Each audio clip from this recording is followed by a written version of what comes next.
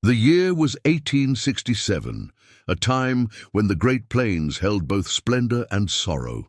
In the aftermath of brutal conflict, the Dakota people fought to preserve their ancestral lands, while waves of settlers pushed westward, propelled by promises of new beginnings. This is the extraordinary tale of James Grey Wolf Blackfeather, a Dakota warrior sworn to protect his tribe's boundaries at all costs, and Catherine Abernathy, a widowed schoolteacher who ventured west, carrying grief and hope in equal measure. Their worlds were never meant to intersect, yet when fate thrust them together during the harshest winter in memory, both discovered that the boundaries between enemies could dissolve through understanding. Their story reminds us that even in our darkest moments, compassion can illuminate paths we never knew existed.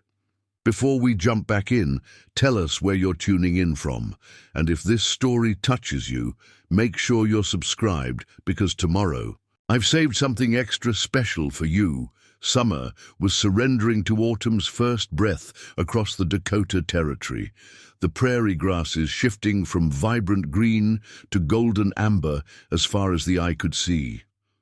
The morning air carried a crispness that spoke of coming cold, though the sun still warmed the land generously through cloudless skies. James Blackfeather stood motionless atop a ridge, overlooking the meandering path of the White Earth River, his gaze fixed on the eastern horizon. At 34, Blackfeather carried himself with the quiet confidence of a man who knew the land as intimately as his own heartbeat. The Dakota called him Hota, Grey Wolf, a name earned through years of vigilance protecting tribal hunting grounds from encroachment. His father had been a respected elder, his mother a healer whose knowledge of medicinal plants was sought by many beyond their band. Both had perished in the conflict's 3 winters past, leaving James to stand as guardian between his people and the ever-advancing tide of settlers. The tribal council had summoned him 5 days ago, their faces grave in the firelight, as chief. Standing Bear spoke the words that now echoed in James's thoughts. The white man's government sends more soldiers to the forts. More wagons cross our hunting grounds each moon. They build, they claim, they remain. This cannot continue. The oldest council member, Grandmother White Dove, had added with eyes that reflected decades of loss. When they first came, we offered friendship. We shared our knowledge of the land.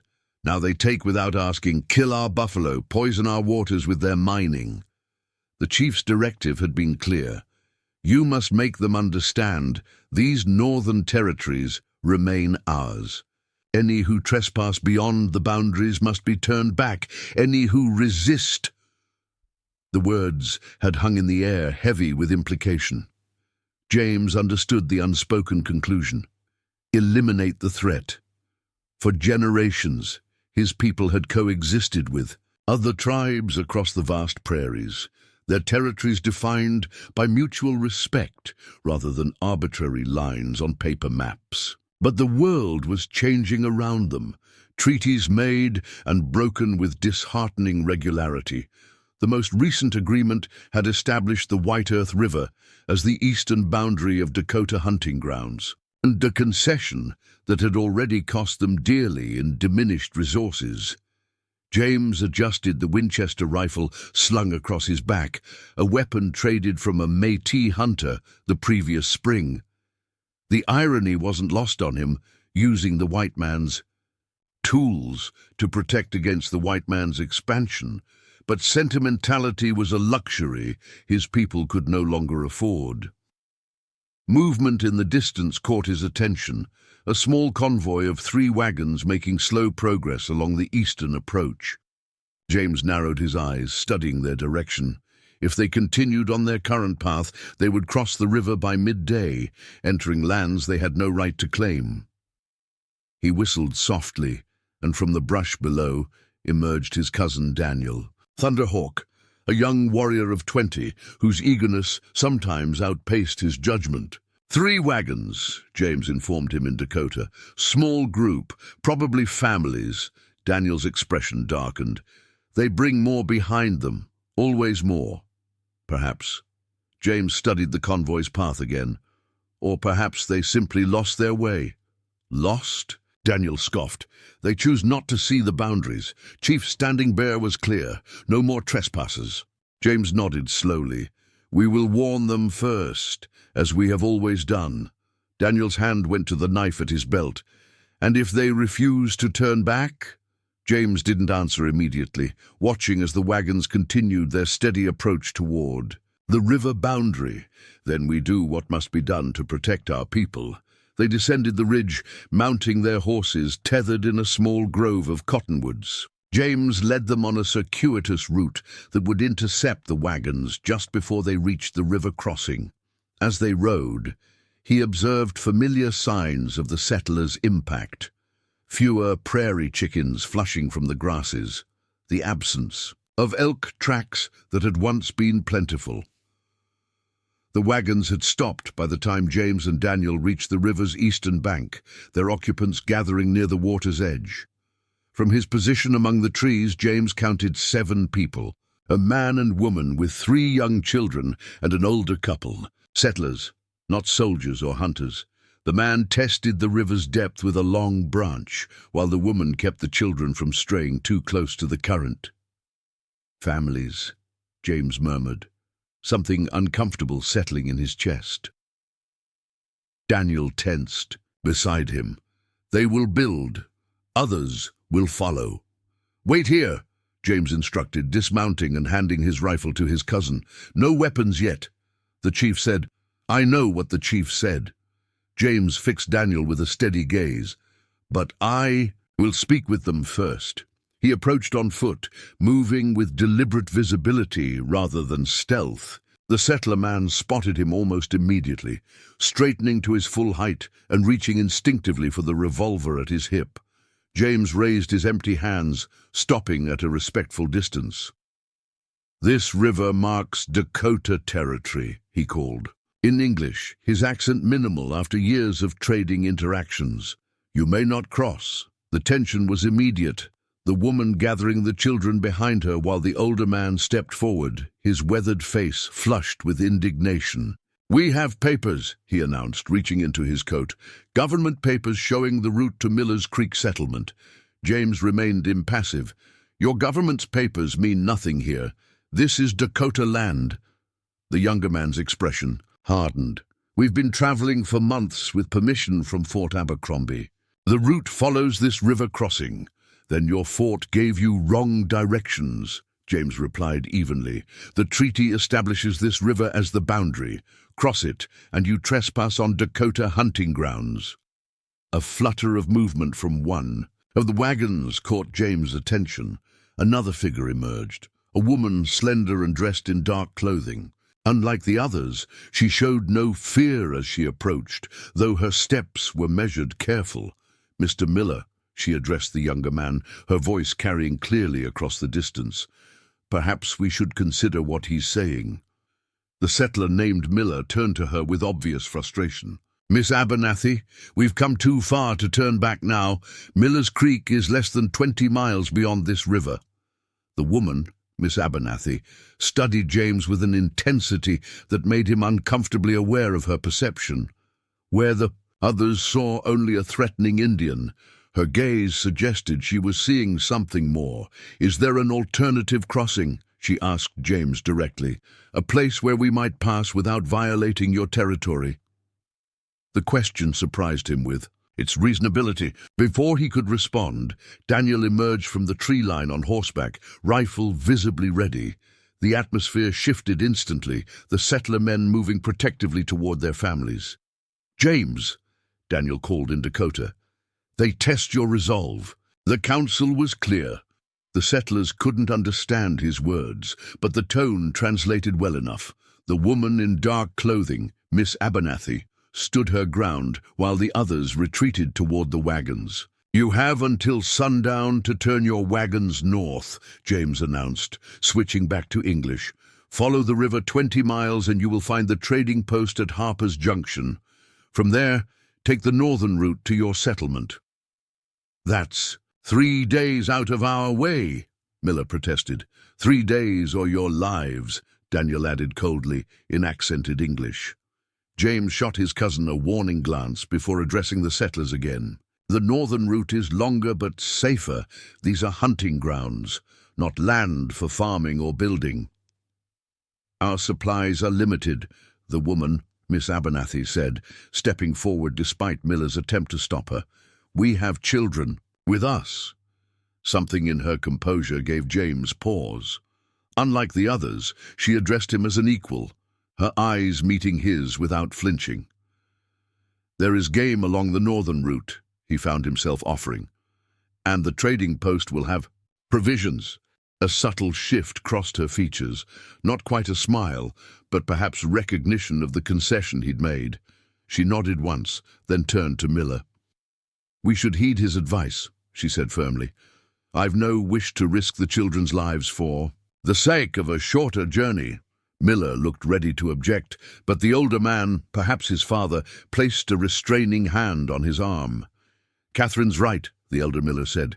We've come too far to risk everything now. James watched as a silent communication passed between the settlers. Finally, the younger Miller nodded grudgingly.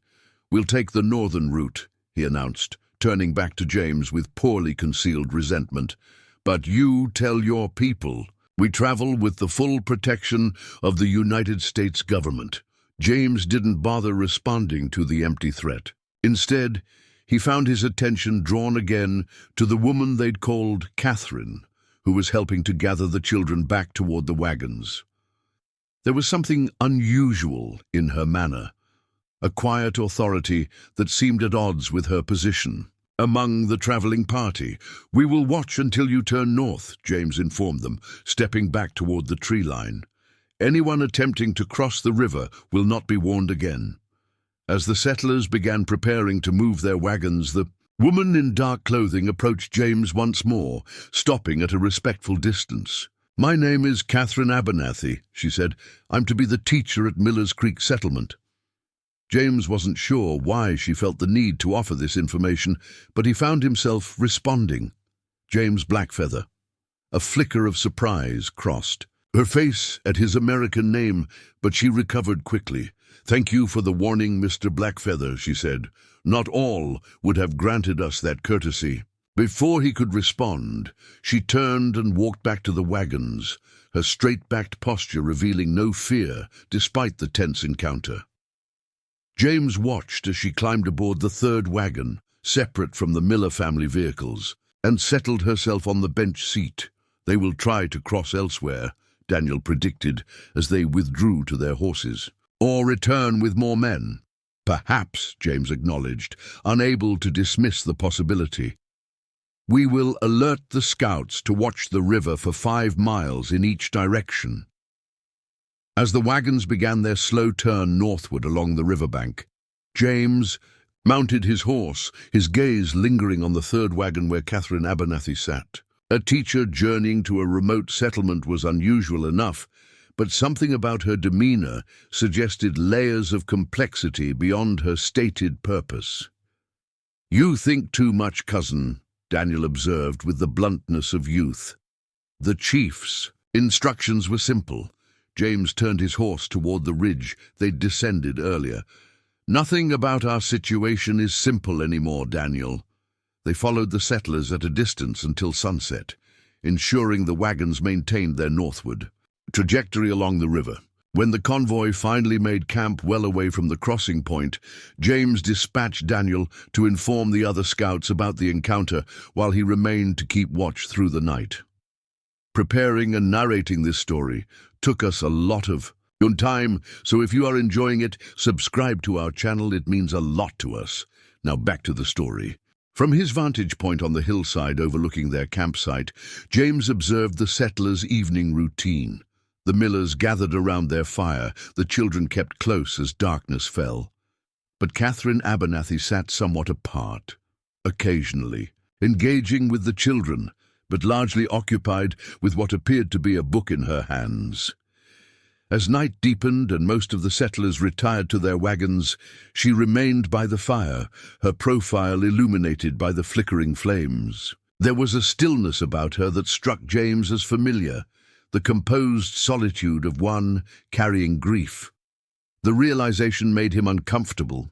It was easier to fulfill his duty when the trespassers remained faceless, anonymous representatives of the encroaching tide threatening his people's existence. Harder when they revealed themselves as individuals with their own stories and sorrows.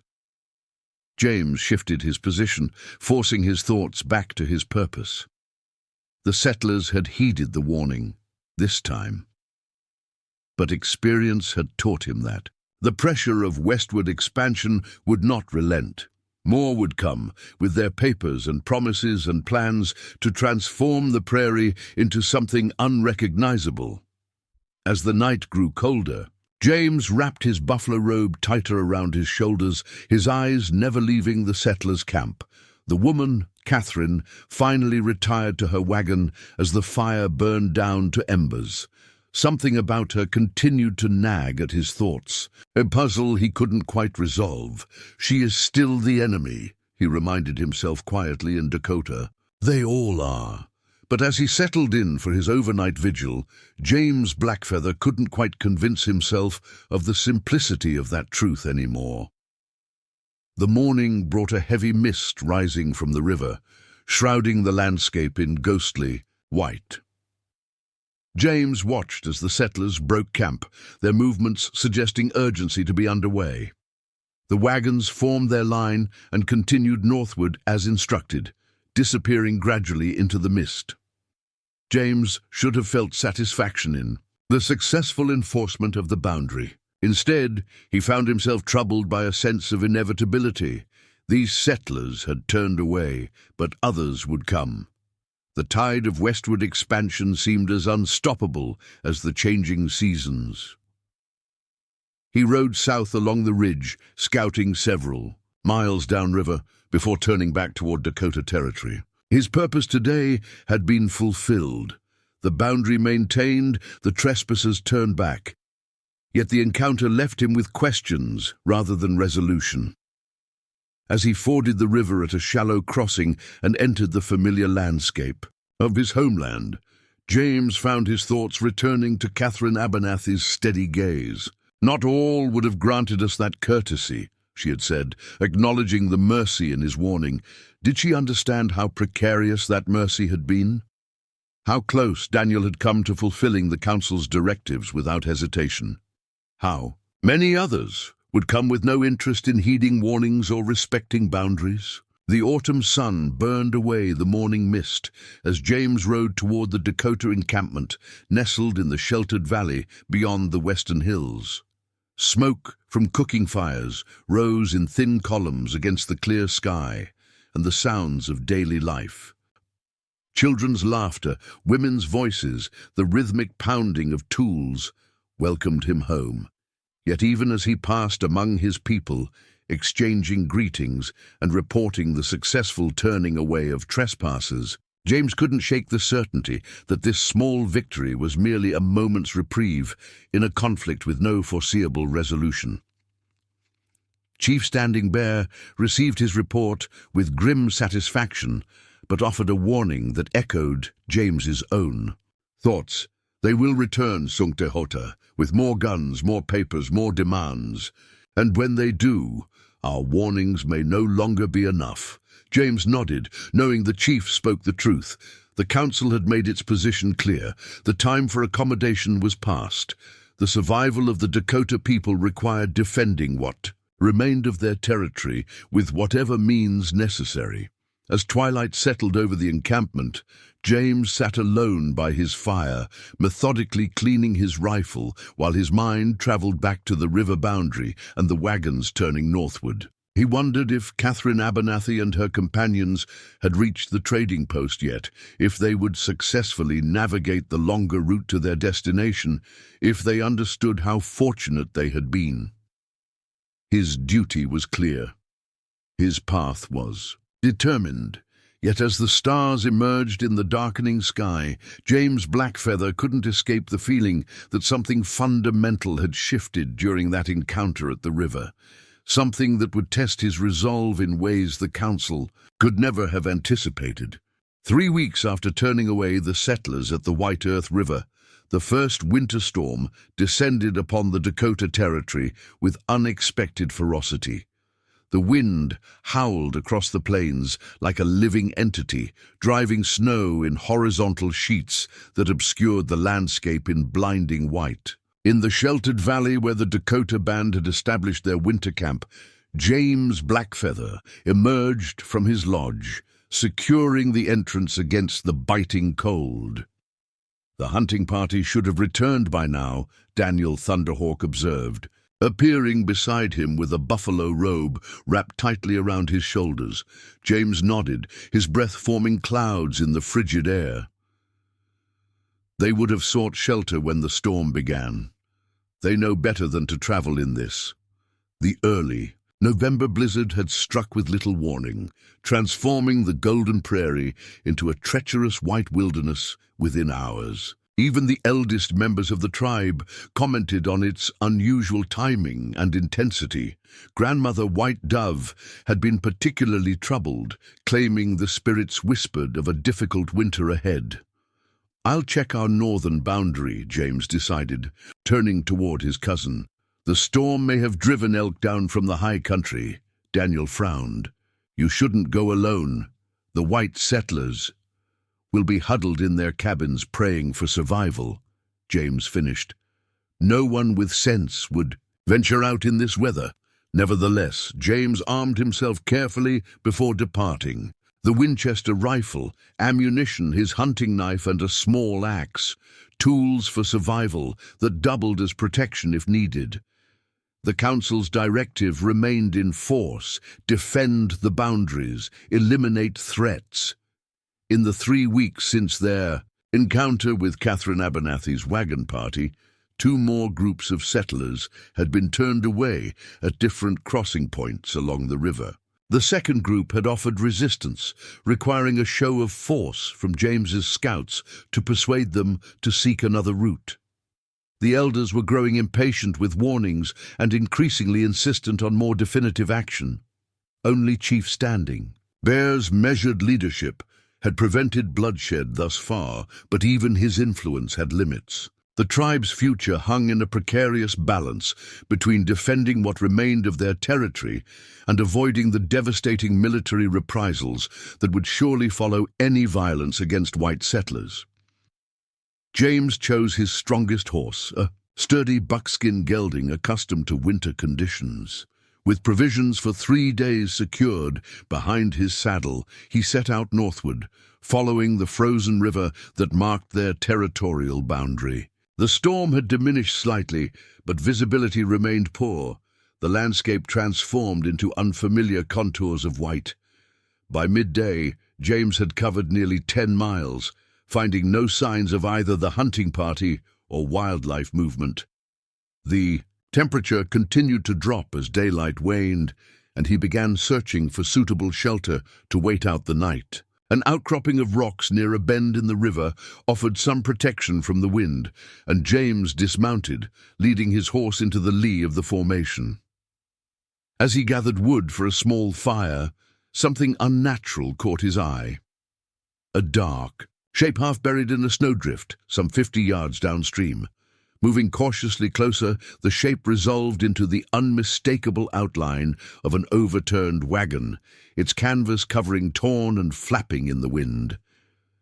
James approached with his rifle, ready, scanning for any signs of life around the wreckage. The wagon had clearly been carried downstream by the river before the water froze, now resting at an angle on the western bank. Dakota land. No horses were visible, suggesting they had either broken free or been taken by survivors. "Hello," he called, his voice immediately swallowed by the wind. "Anyone here?" Only silence answered. James circled the wagon, noting the household goods scattered across the snow. A shattered trunk, cooking utensils, books half buried in the drift. The scene suggested a recent disaster, perhaps within the past day. He was about to turn away, when a faint sound reached him, not the wind, but something almost like a moan. James stilled, listening intently until it came again, emanating from beneath the overturned wagon. Dropping to his knees, he peered into the shadowy space created where the wagon box had come to rest against a rocky outcrop. A figure huddled, there wrapped in blankets crusted with ice, barely distinguishable from the surrounding shadows. For a moment, James considered retreating. A dying settler was not his concern, especially one who had clearly been attempting to cross into Dakota territory, despite the warnings. But something compelled him forward. With cautious movements, he reached into the space, touching what he hoped was a shoulder. "Can you hear me?" he asked in English. The blankets shifted slightly, and a pale face emerged, blue-tinged lips parting in a whisper too faint to discern. Even through the dirt and frost, James recognized her immediately. Catherine Abernathy, the teacher from the settler wagon train. Her eyes, glazed with cold and confusion, struggled to focus on his face. "You," she managed before a racking cough overtook her. Indecision paralyzed James momentarily.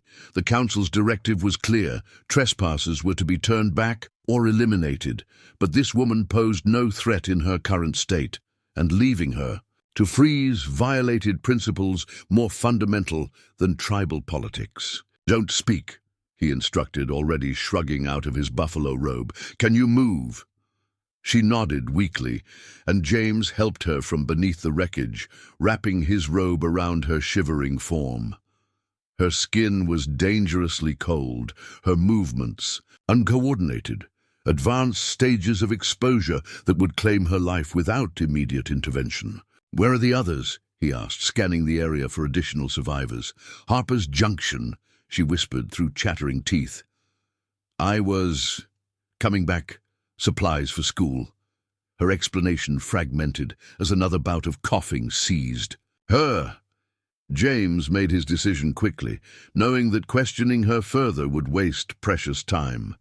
He whistled for his horse, which approached cautiously through the deepening snow.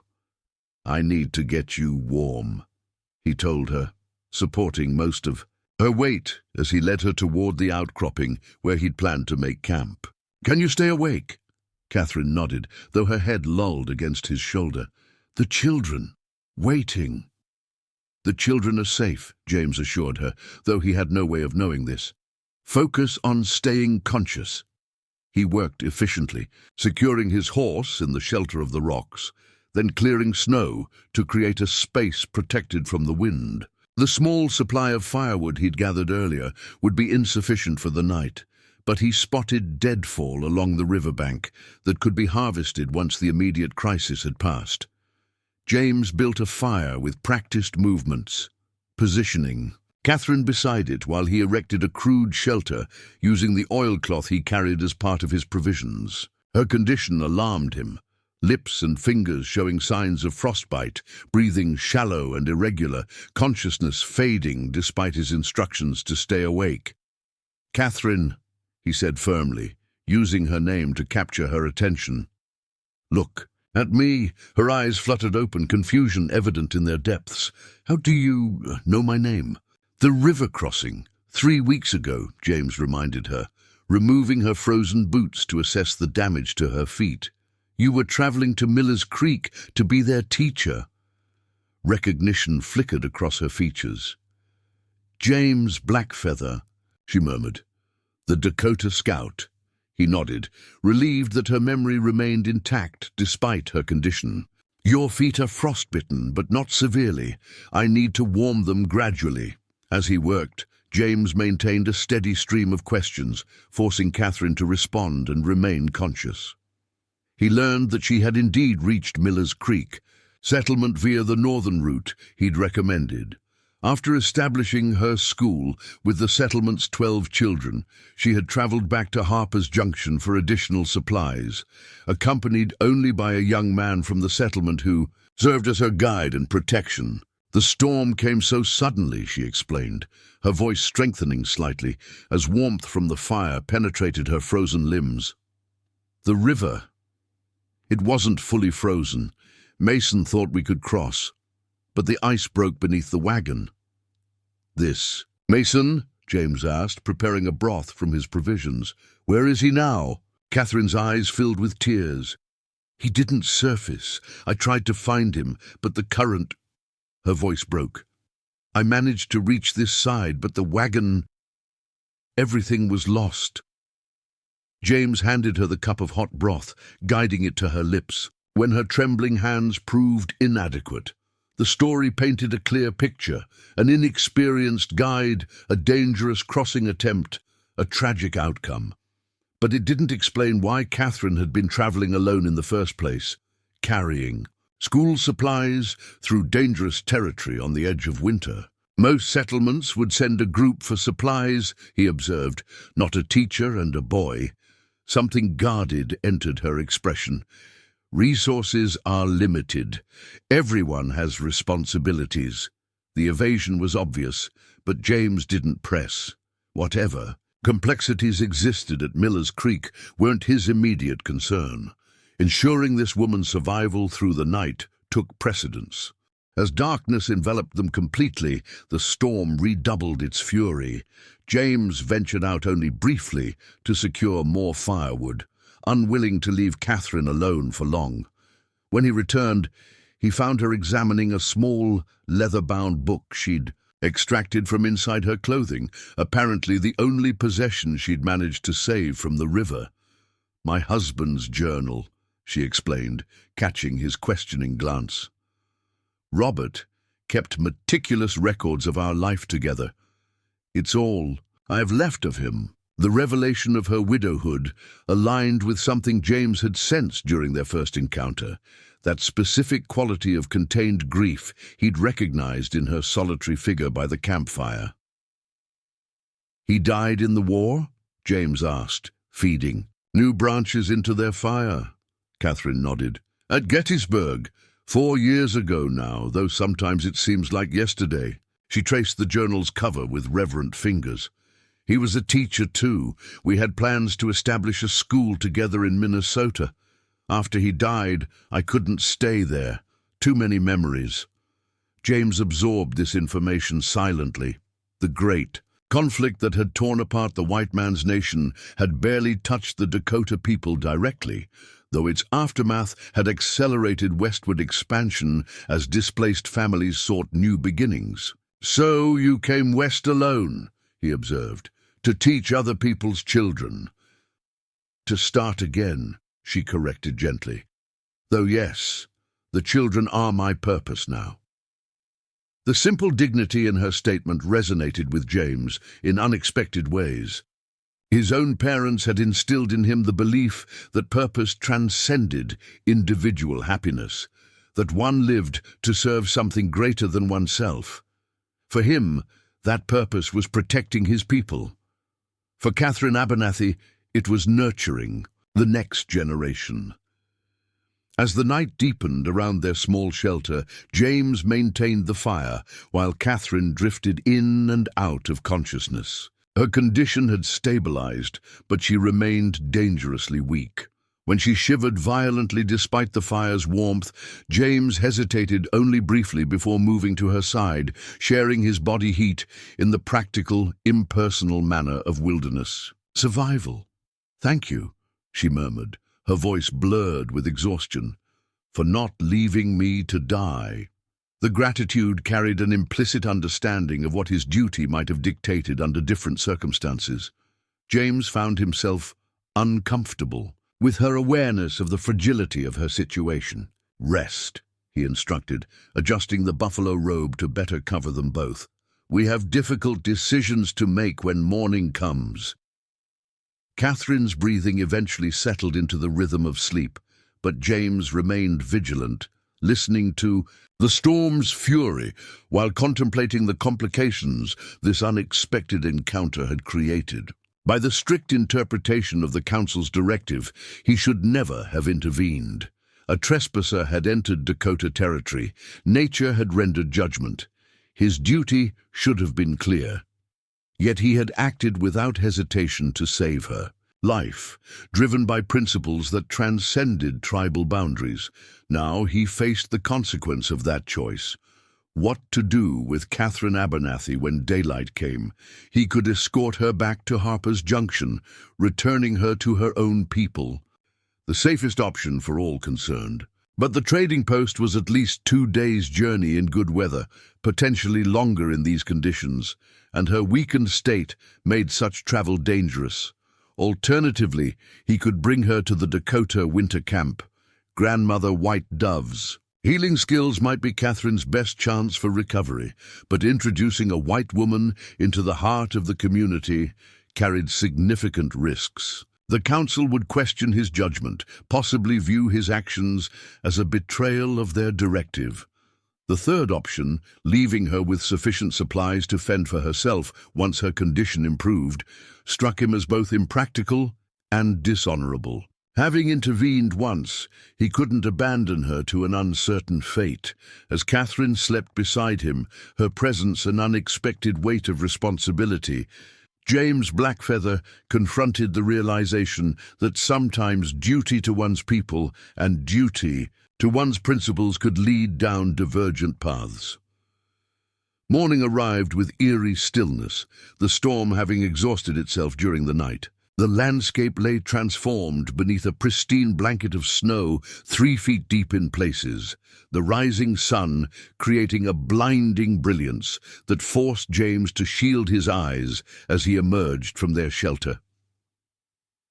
Catherine had survived the night, though fever now colored her cheeks and quickened her breathing.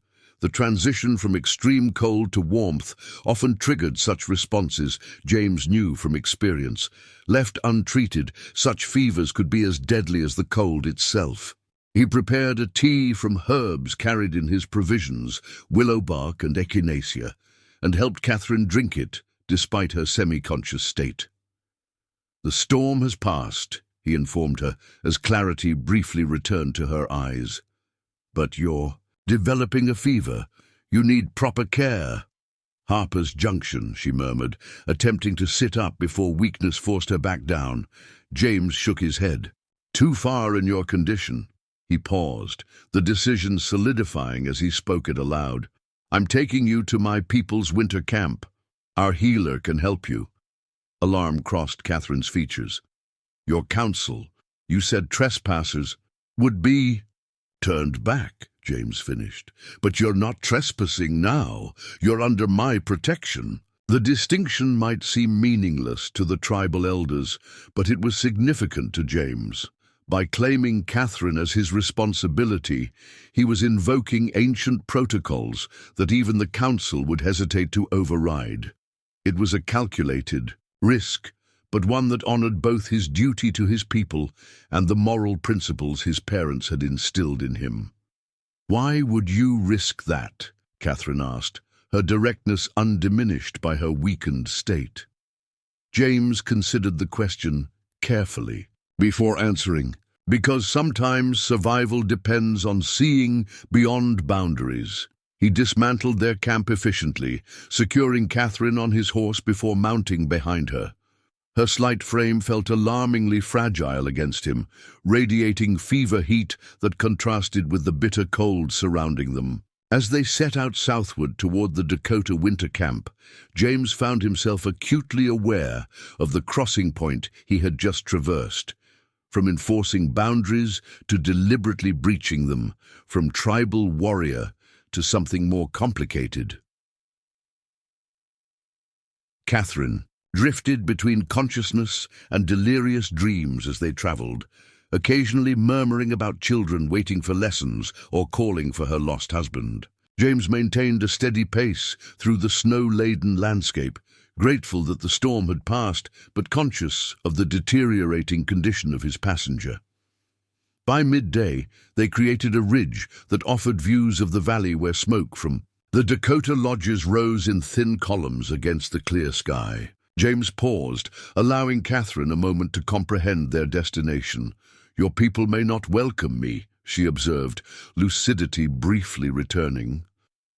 "Perhaps not," James acknowledged, "but Grandmother White Dove will not turn away someone in need, regardless of their origins, and her voice carries weight with the council." As they descended toward the winter camp, James felt the weight of what he had set in motion.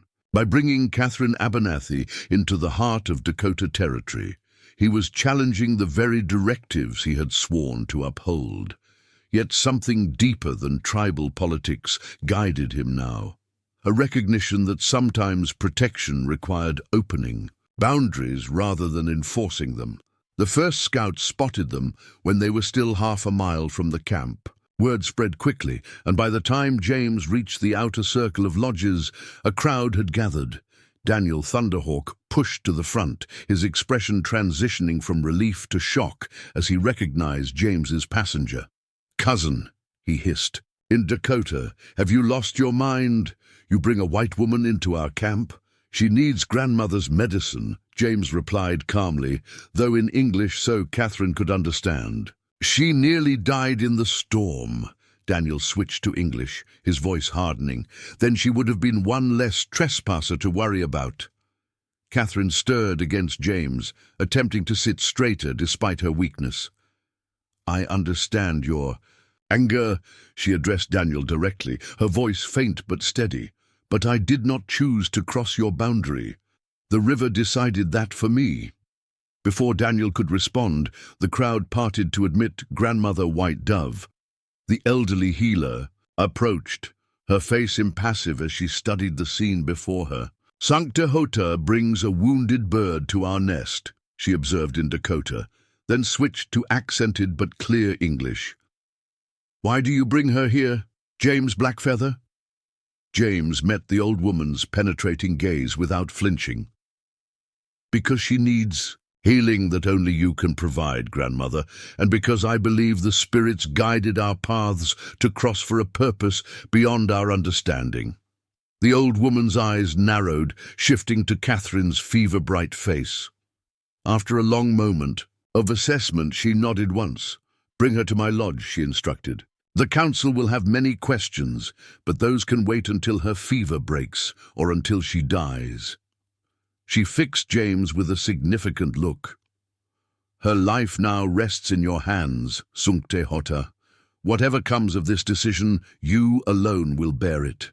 As James dismounted and carefully lifted Catherine from the horse, he felt the weight of the grandmother's words settle across his shoulders. In saving one life, he had potentially placed many others, including his own, in jeopardy.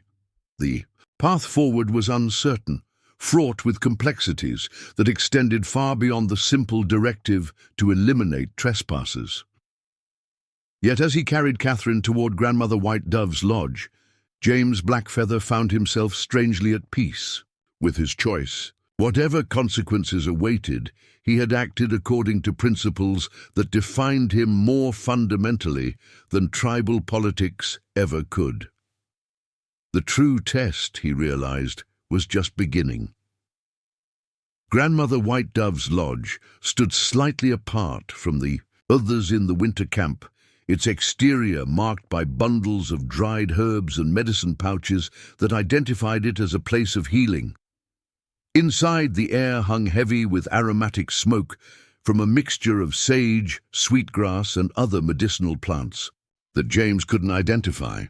Catherine lay on a bed of furs near the central fire, her fever having intensified during the journey to the camp. "She burns from inside," Grandmother White Dove observed, placing a weathered hand on Catherine's forehead. The cold entered her. Bones and now fights to leave. James stood at the lodge entrance, uncertain of his place in this women's domain of healing. Will she survive? The old woman shot him a sharp glance. That depends on her strength and the spirit's will. She gestured to a young woman who had been assisting her. Bring cool water from the stream and more willow bark. As the assistant departed, Grandmother turned her full attention to James. Chief Standing Bear has called the council. They await you now. James had expected this summons, though perhaps not quite so quickly.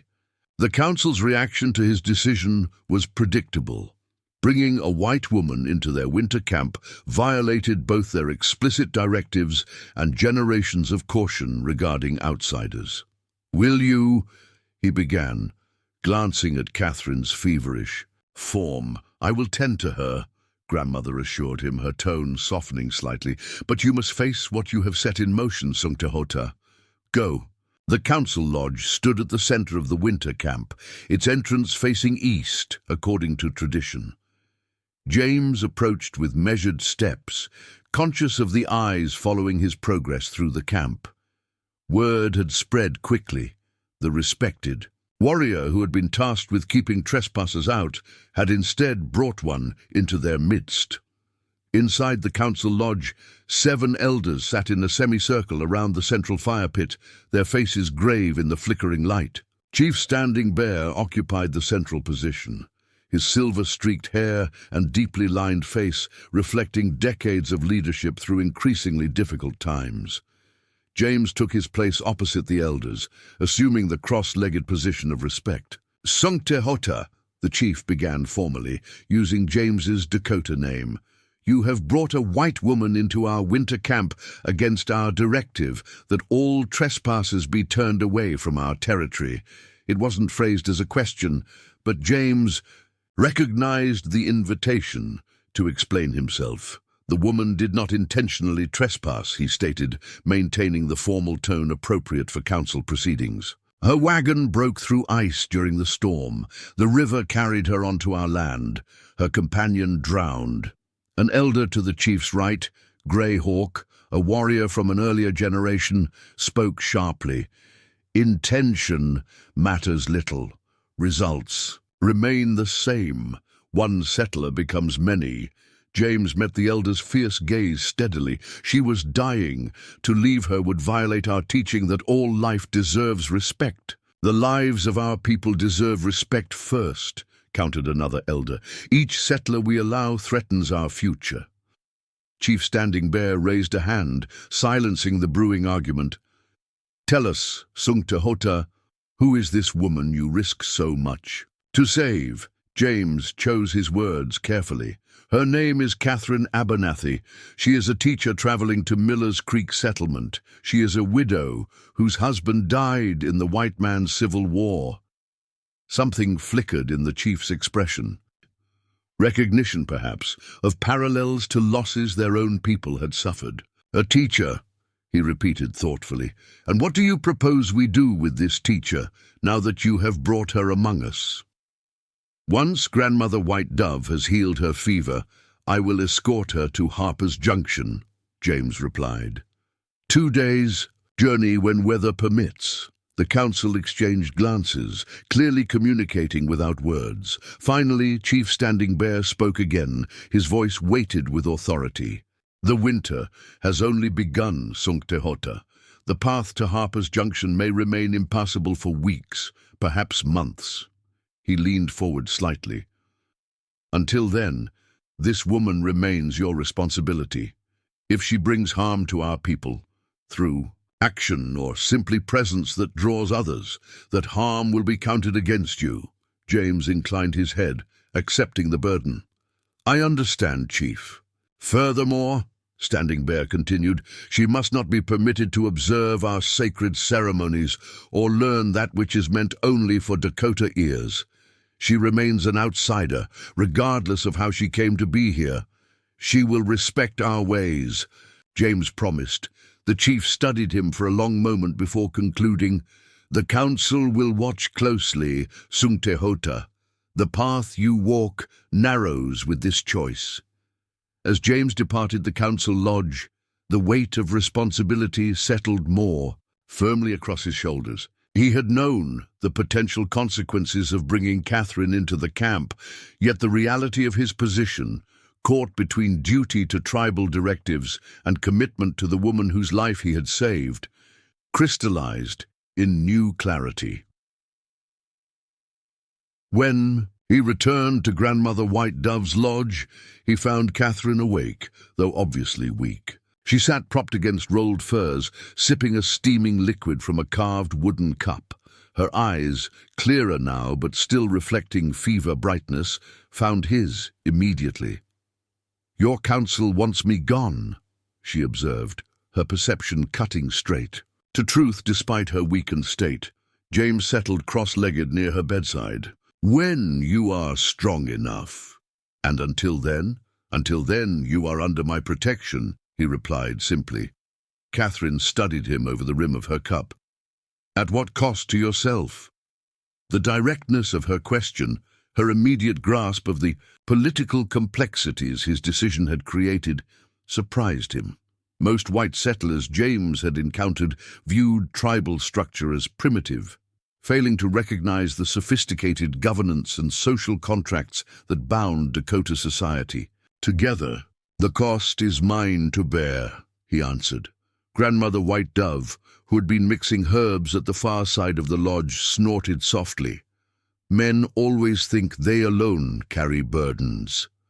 She approached, examining Catherine's eyes and feeling her forehead. With practiced movements. "Fever burns less hot now, good sign." "Thank you for your care," Catherine said, addressing the old woman directly. "I understand what risk my presence creates." The grandmother's weathered face remained impassive, but something in her eyes softened marginally. "James Blackfeather says the river brought you to us. Perhaps there is purpose in this crossing of paths." Her words echoed James's earlier statement at the river crossing, suggesting layers of meaning he hadn't fully considered. Before he could reflect further, voices outside announced visitors. Daniel Thunderhawk entered, accompanied by two young women carrying food, a gesture of hospitality that surprised James given his cousin's earlier hostility. "The council says she stays until weather permits travel," Daniel stated in Dakota, his tone conveying clear disapproval despite the hospitality offering. Chief Standing Bear instructed that she must be fed and sheltered properly. The young women placed wooden bowls of stew and fresh bread near Catherine's bedside, their curious glances darting between the white woman and James before they retreated from the lodge. Daniel lingered, switching to English, as he addressed Catherine directly. "Many here lost family to white soldiers and settlers. Remember that when you walk among us." Catherine met his challenging gaze with quiet dignity. "Many white families lost loved ones in the same conflicts, Mr. Thunderhawk. Grief isn't exclusive to either side." Daniel appeared momentarily taken aback, both by her use of his name and the evenness of her response. He glanced at James with an expression that mingled frustration and reluctant respect before departing without further comment. "Your young relative doesn't approve of me," Catherine observed once he'd gone. "Daniel lost his parents in conflicts with white settlers," James explained, offering her a bowl of the stew. "His caution has reason behind it." Catherine accepted the food with murmured thanks, "As does yours, I imagine. Yet here I am, in your winter camp rather than frozen by the river." The implied question hung between them. Why had he chosen to save her when his assigned duty suggested otherwise? James found himself unwilling to explore his motivations too deeply, even in his own thoughts. "Eat," he advised instead. "Regain your strength. We will speak more tomorrow." The following days established a fragile routine. Catherine's fever broke on the third night, though weakness kept her largely confined to Grandmother White Dove's lodge. James divided his time between his regular duties, hunting, council meetings, and perimeter security, and sitting with Catherine, initially to ensure her compliance with tribal restrictions, but increasingly drawn to their conversations. Anil. The fifth day, when Catherine proved strong enough to walk short distances, James guided her through the winter camp. The reaction among his people varied widely. Elders watched with guarded expressions, young warriors maintained deliberate distance, while children exhibited undisguised curiosity about the pale-skinned woman with unfamiliar clothing and speech. "They stare because they've never seen a white woman up close," James explained, as they walked slowly past a group of young girls who giggled and whispered among themselves. "Or perhaps because I'm walking with the warrior assigned to eliminate trespassers," Catherine suggested with surprising humor. James found himself smiling despite the uncomfortable truth in her observation. "That too." They paused near the edge of the camp, where Catherine could rest on a fallen log while observing the daily activities of Dakota life. Women scraping hides, men repairing tools, elders teaching young ones through stories and demonstrations. Your people worked together seamlessly, she noted, watching as a group prepared a large animal hide. Everyone seems to know their purpose, without direction. We learn our roles from childhood, James explained. Each person's contribution matters. To the whole. Catherine nodded thoughtfully, not so different from how a good school functions. Everyone has their part in the community of learning. The comparison struck James as insightful. You see connections where others might see only differences. Robert, my husband, used to say that understanding begins by looking for common ground, she replied, her fingers reflexively touching the journal she kept secured inside her clothing. It was his approach to teaching. And yours? A smile touched her lips. I believe that questions often teach more than answers. That learning happens when minds are curious, not when they're simply absorbing facts. As they continued their slow circuit of the camp, Catherine asked thoughtful questions about Dakota life. Not the invasive inquiries of someone seeking to catalogue differences, but the genuine interest of a person trying to understand a community's values and practices. Near the camp's eastern edge, they encountered a group of children practicing with small bows. Their instructor, an elderly man James introduced as Sees Far, was demonstrating proper stance and release techniques. Catherine watched with evident interest. When one small boy struggled repeatedly to hit the target, she remarked quietly to James, "He's using his dominant eye incorrectly. See how he squints?" James translated the observation to Sees Far, who studied the boy carefully before making an adjustment to his stance. The child's next shot flew true, striking near the center of the target. The elder gave Catherine an appraising look before inclining his head in acknowledgement. "You know of teaching," he stated in halting English. "Different subjects, same principles." Catherine replied with respect. "Children learn best when we observe how they see the world." The interaction, though brief, marked a subtle shift. Word spread quickly through the camp. The white teacher had helped little Swift Deer improve his archery.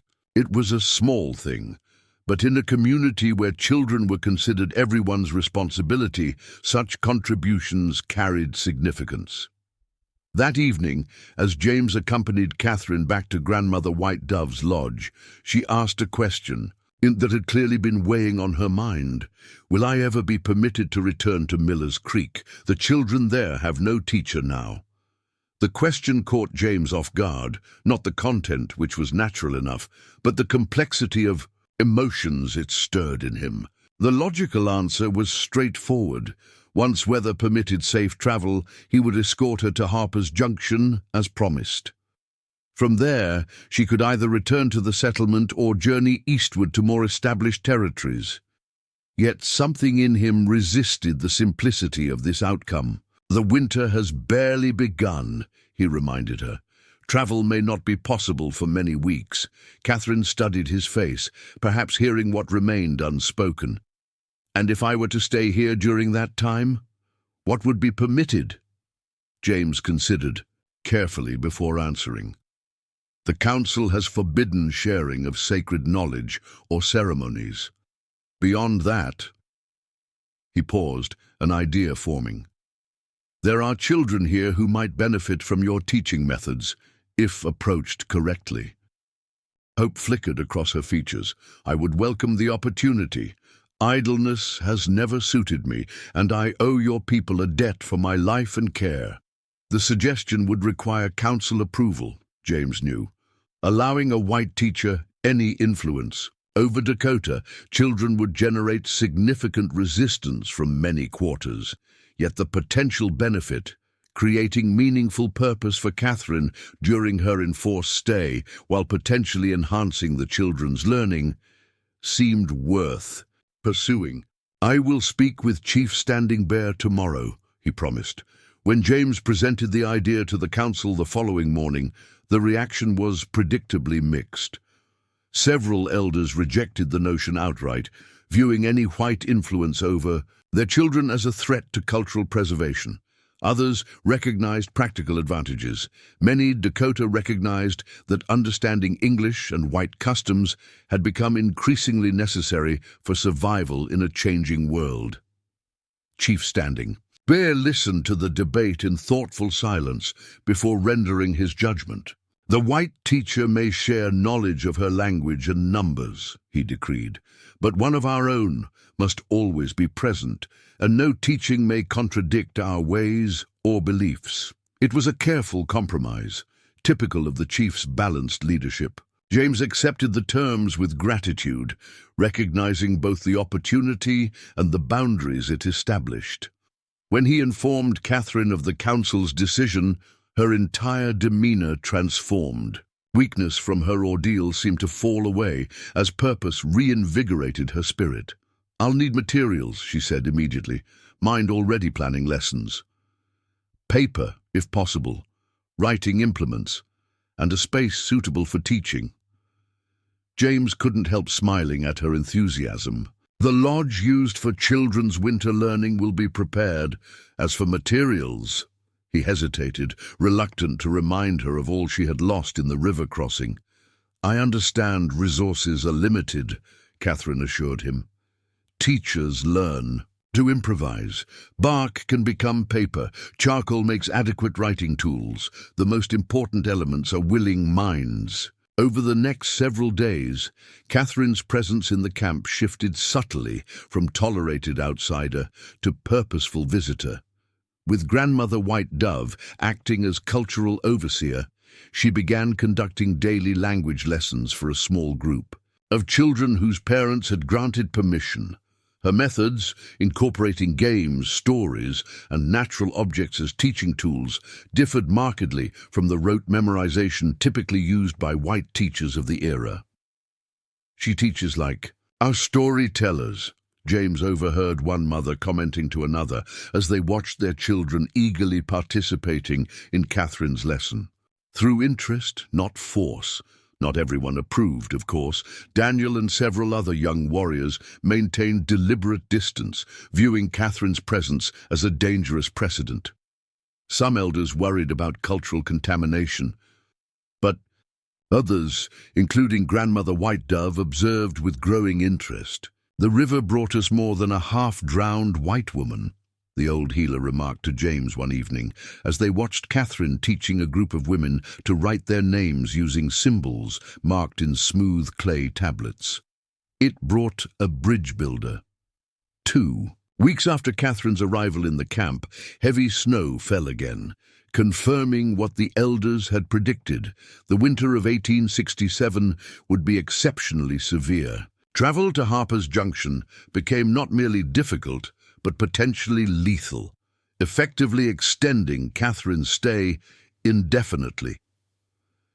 James found himself increasingly drawn to her company, initially justifying his presence as fulfilling his assigned responsibility, but gradually acknowledging a deeper interest. Her perspective on the world, informed by loss yet fundamentally hopeful, resonated with something in his own nature that tribal politics had increasingly suppressed.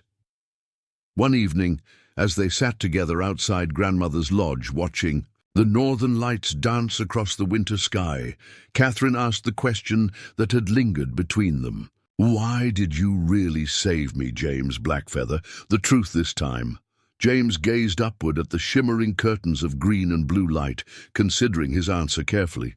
"When I found you by the river," he finally said, "I saw someone who had already lost much, yet continued forward with purpose, someone who spoke to me as a person, not as a savage or obstacle."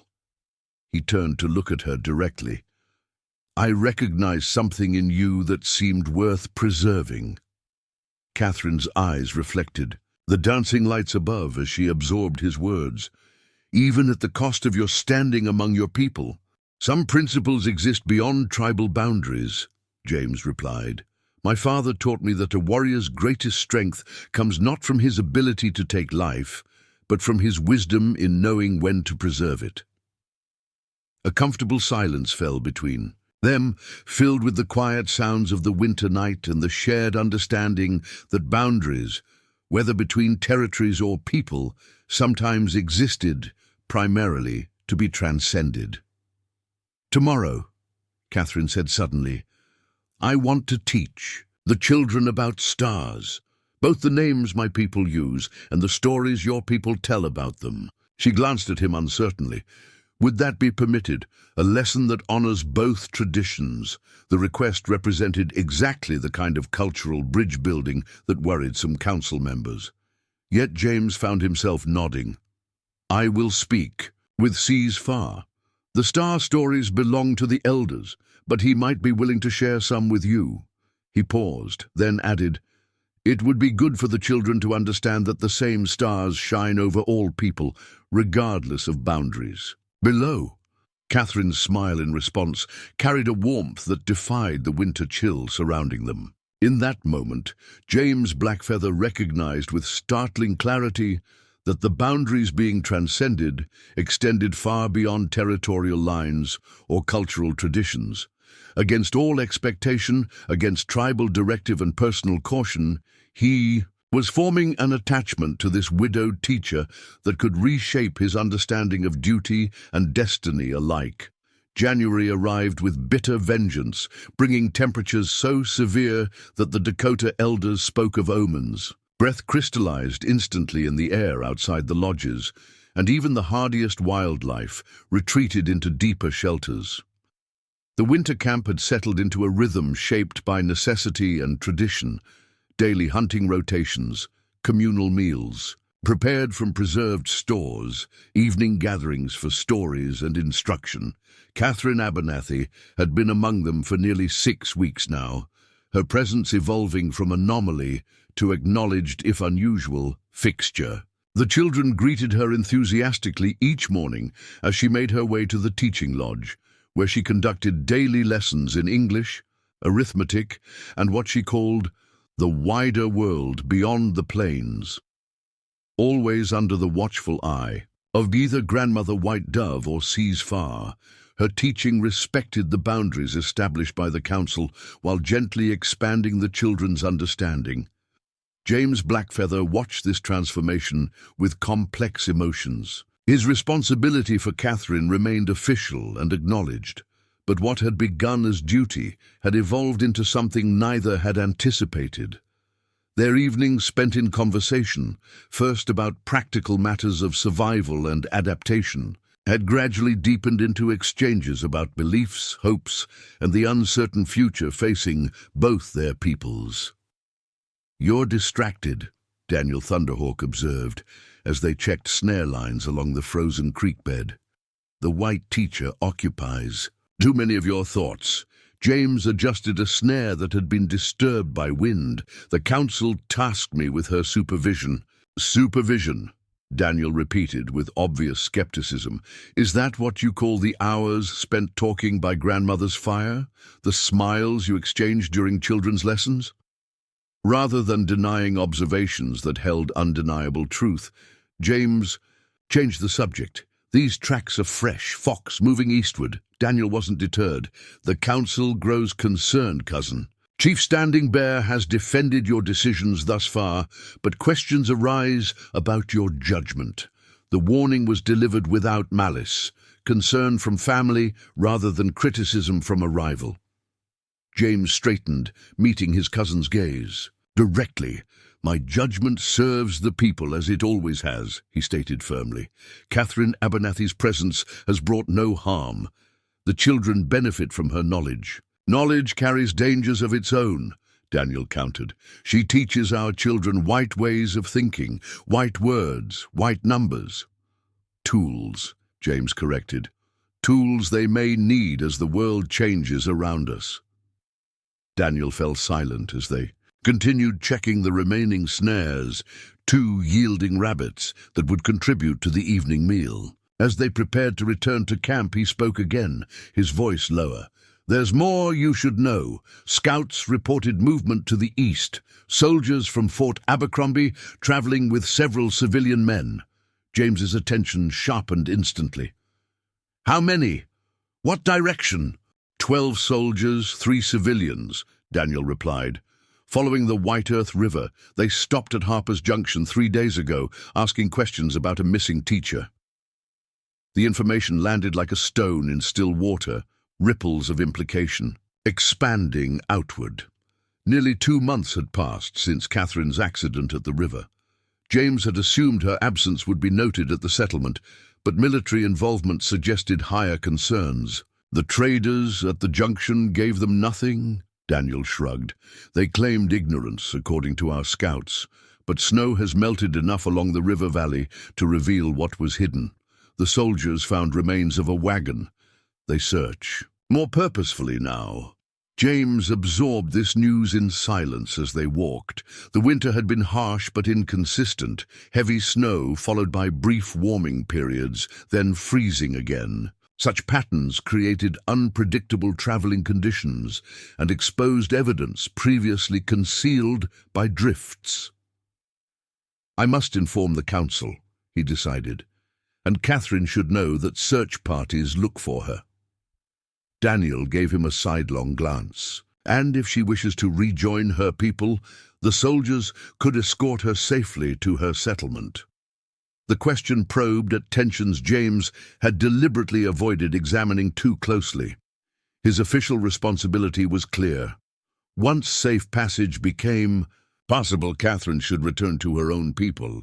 Yet the prospect now filled him with unexpected reluctance. That will be her choice to make, he replied carefully, when all facts are known. When they returned to camp, James sought out Chief Standing Bear immediately, finding him in conversation with several elders outside the council lodge. After hearing Daniel's report, the chief's weathered face grew graver. "This changes matters," he said quietly. "Soldiers searching for a missing white woman will not respect boundaries. If they believe we hold her against her will..." The implication hung in the air between them. Military incursions into Dakota territory carried potentially devastating consequences, not just for their winter camp, but for the fragile peace maintained throughout the region. "I will speak with her," James offered. "Learn what she wishes to do." Chief Standing Bear studied him thoughtfully. "Your counsel has value, Schoolteacher, but in this matter your judgment may be clouded. The teacher has become more than a responsibility to you." The observation, delivered without accusation, still carried the force of truth. James could not honestly deny it. "My duty to our people remains paramount," he insisted. "See that it does," the chief advised. "Bring the teacher to the council lodge at sundown. All must hear her words directly." James found Catherine in the teaching lodge, working with a small group of older children on creating a map. Using a mixture of clay, sand, and sticks, they had constructed a remarkably accurate representation of the surrounding territory. Rivers, hills, and forests, all depicted with careful attention to scale and relationship. "James," she greeted him with a smile that quickly faded as she registered his expression. "What's happened?" He gestured toward the door. "We need to speak privately." After instructing the children to continue their work, Catherine followed him. Outside, despite the intense cold, the winter sun provided enough warmth for brief conversation in the open air, away from curious ears. "Soldiers from Fort Abercrombie search for you," James informed her without preamble. "They've found the remains of your wagon at the river crossing." Catherine absorbed this news with visible surprise. "After all this time? I assumed Miller's Creek had sent word of my disappearance months ago." "Apparently, they've been searching since before the heaviest snows," James explained. "The chief wishes you to appear before the council this evening." Understanding dawned in her eyes. "They fear military conflict if I'm found here." Her perception of the political implications impressed, but didn't surprise him. During her weeks in the camp, Catherine had demonstrated remarkable insight into Dakota governance and concerns. "Such conflict would benefit neither your people nor mine," James acknowledged. "But there are complications." Catherine's gaze held his steadily. "Such as whether I wish to return." The directness of her statement caught him momentarily off guard. They had never explicitly discussed long-term possibilities, focusing instead on the immediate realities of her situation. "The council will ask your intentions," he confirmed. "Once the soldiers locate you, decisions must be made quickly." She nodded, her expression thoughtful. "I need time to consider. This isn't a simple matter of returning to my previous life." After a brief pause, she added, "Will you walk with me before the council meets? I'd like to organize my thoughts." Despite the cold, they walked along the perimeter of the camp, Catherine wrapped in a fur-lined cloak that Grandmother White Dove had gifted her. The simple garment symbolized her peculiar status, neither fully accepted among the Dakota nor entirely separate from them. "I came west seeking purpose after Robert died," she said, after they had walked in silence for several minutes. Teaching at Miller's Creek seemed the answer, but from the beginning, something felt incomplete. The settlement wanted their children, educated just enough to manage ledgers and read simple contracts, not to truly understand the world. James listened without interrupting, sensing she needed to articulate thoughts long held private. "Then the river intervention happened," she continued, "and I found myself in a community that values knowledge differently. Your people teach children to observe, to question, to connect ideas, rather than simply memorize them." Catherine paused, her breath forming clouds in the frigid air. "I've learned as much as I've taught these past weeks. My people would say, the greatest learning comes when we recognize how much we don't know," James offered. A smile touched her lips. "Your grandmother told me something similar when I first began teaching here. She said, empty cups can be filled, but cups already full have no room for new waters." They had reached the eastern edge of the camp, where the land sloped gently toward the valley below. In the distance, the frozen white earth river wound through the landscape like a silver ribbon. "If you choose to return with the soldiers," James said carefully, "arrangements could be made quickly. Chief Standing Bear would ensure safe passage to meet them." Catherine turned to face him directly. "And if I choose not to return?"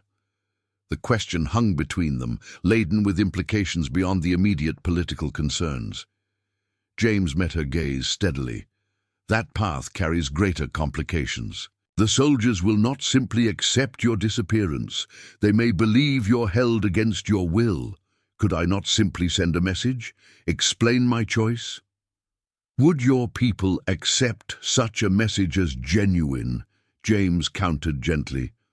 "Or would they assume coercion?" Catherine sighed, acknowledging the truth in his question. "You're right, of course. They would never believe a white teacher would choose to remain among the Dakota willingly." She fell silent for several moments before asking, "What would you advise, James? Not as the warrior assigned to watch me, but as the man I've come to know these past weeks." The distinction mattered, perhaps more than anything else in their complex situation. James considered his response carefully, aware of competing loyalties pulling at his conscience. "I would advise you to follow the path that brings the greatest peace to your spirit," he finally said, "but to recognize that all choices carry consequences beyond ourselves." As the sun began its descent toward the western horizon, they made their way back through the camp toward the council lodge. James noticed how many of his people acknowledged Catherine as they passed. Nods from women, children calling greetings, even grudging recognition from warriors who had initially viewed her with suspicion. In less than 2 months, she had created connections that defied expectations. The council lodge was already filled when they arrived, elders seated in their traditional positions with Chief Standing Bear at the center. Additional tribal members stood along the walls, their presence indicating the significance of the gathering. Daniel Thunderhawk stood among a group of younger warriors, his expression carefully neutral as James and Catherine entered. Catherine. Abernathy, Chief Standing Bear began once they were seated. News has reached us that soldiers search for you along the White Earth River. They have found your wagon. Catherine inclined her head respectfully. Chief Standing Bear, I understand this creates danger for your people. I wish to help, however I can. The chief studied her thoughtfully. When James Blackfeather brought you to our camp, we offered healing, according to our ways. Now you have lived among us through half a winter. The council wishes to know your intentions now that your people search for you. All eyes in the lodge focused on Catherine as she formulated her response. James watched her gather herself with the same quiet dignity she had displayed since their first encounter at the river boundary. My time among the Dakota has taught me much, she began. Your generosity saved my life. Your wisdom expanded my understanding. Your children have shown me new ways of teaching and learning. She paused, glancing briefly at James before continuing. If circumstances were different, I would ask permission to remain longer, to continue the work we've begun together. Murmurs rippled through the lodge at this unprecedented statement. Even James, who had suspected her attachment to the community, was surprised by the directness of her declaration. But, Catherine continued, silencing the whispers, I understand that my presence now threatens the safety of this camp.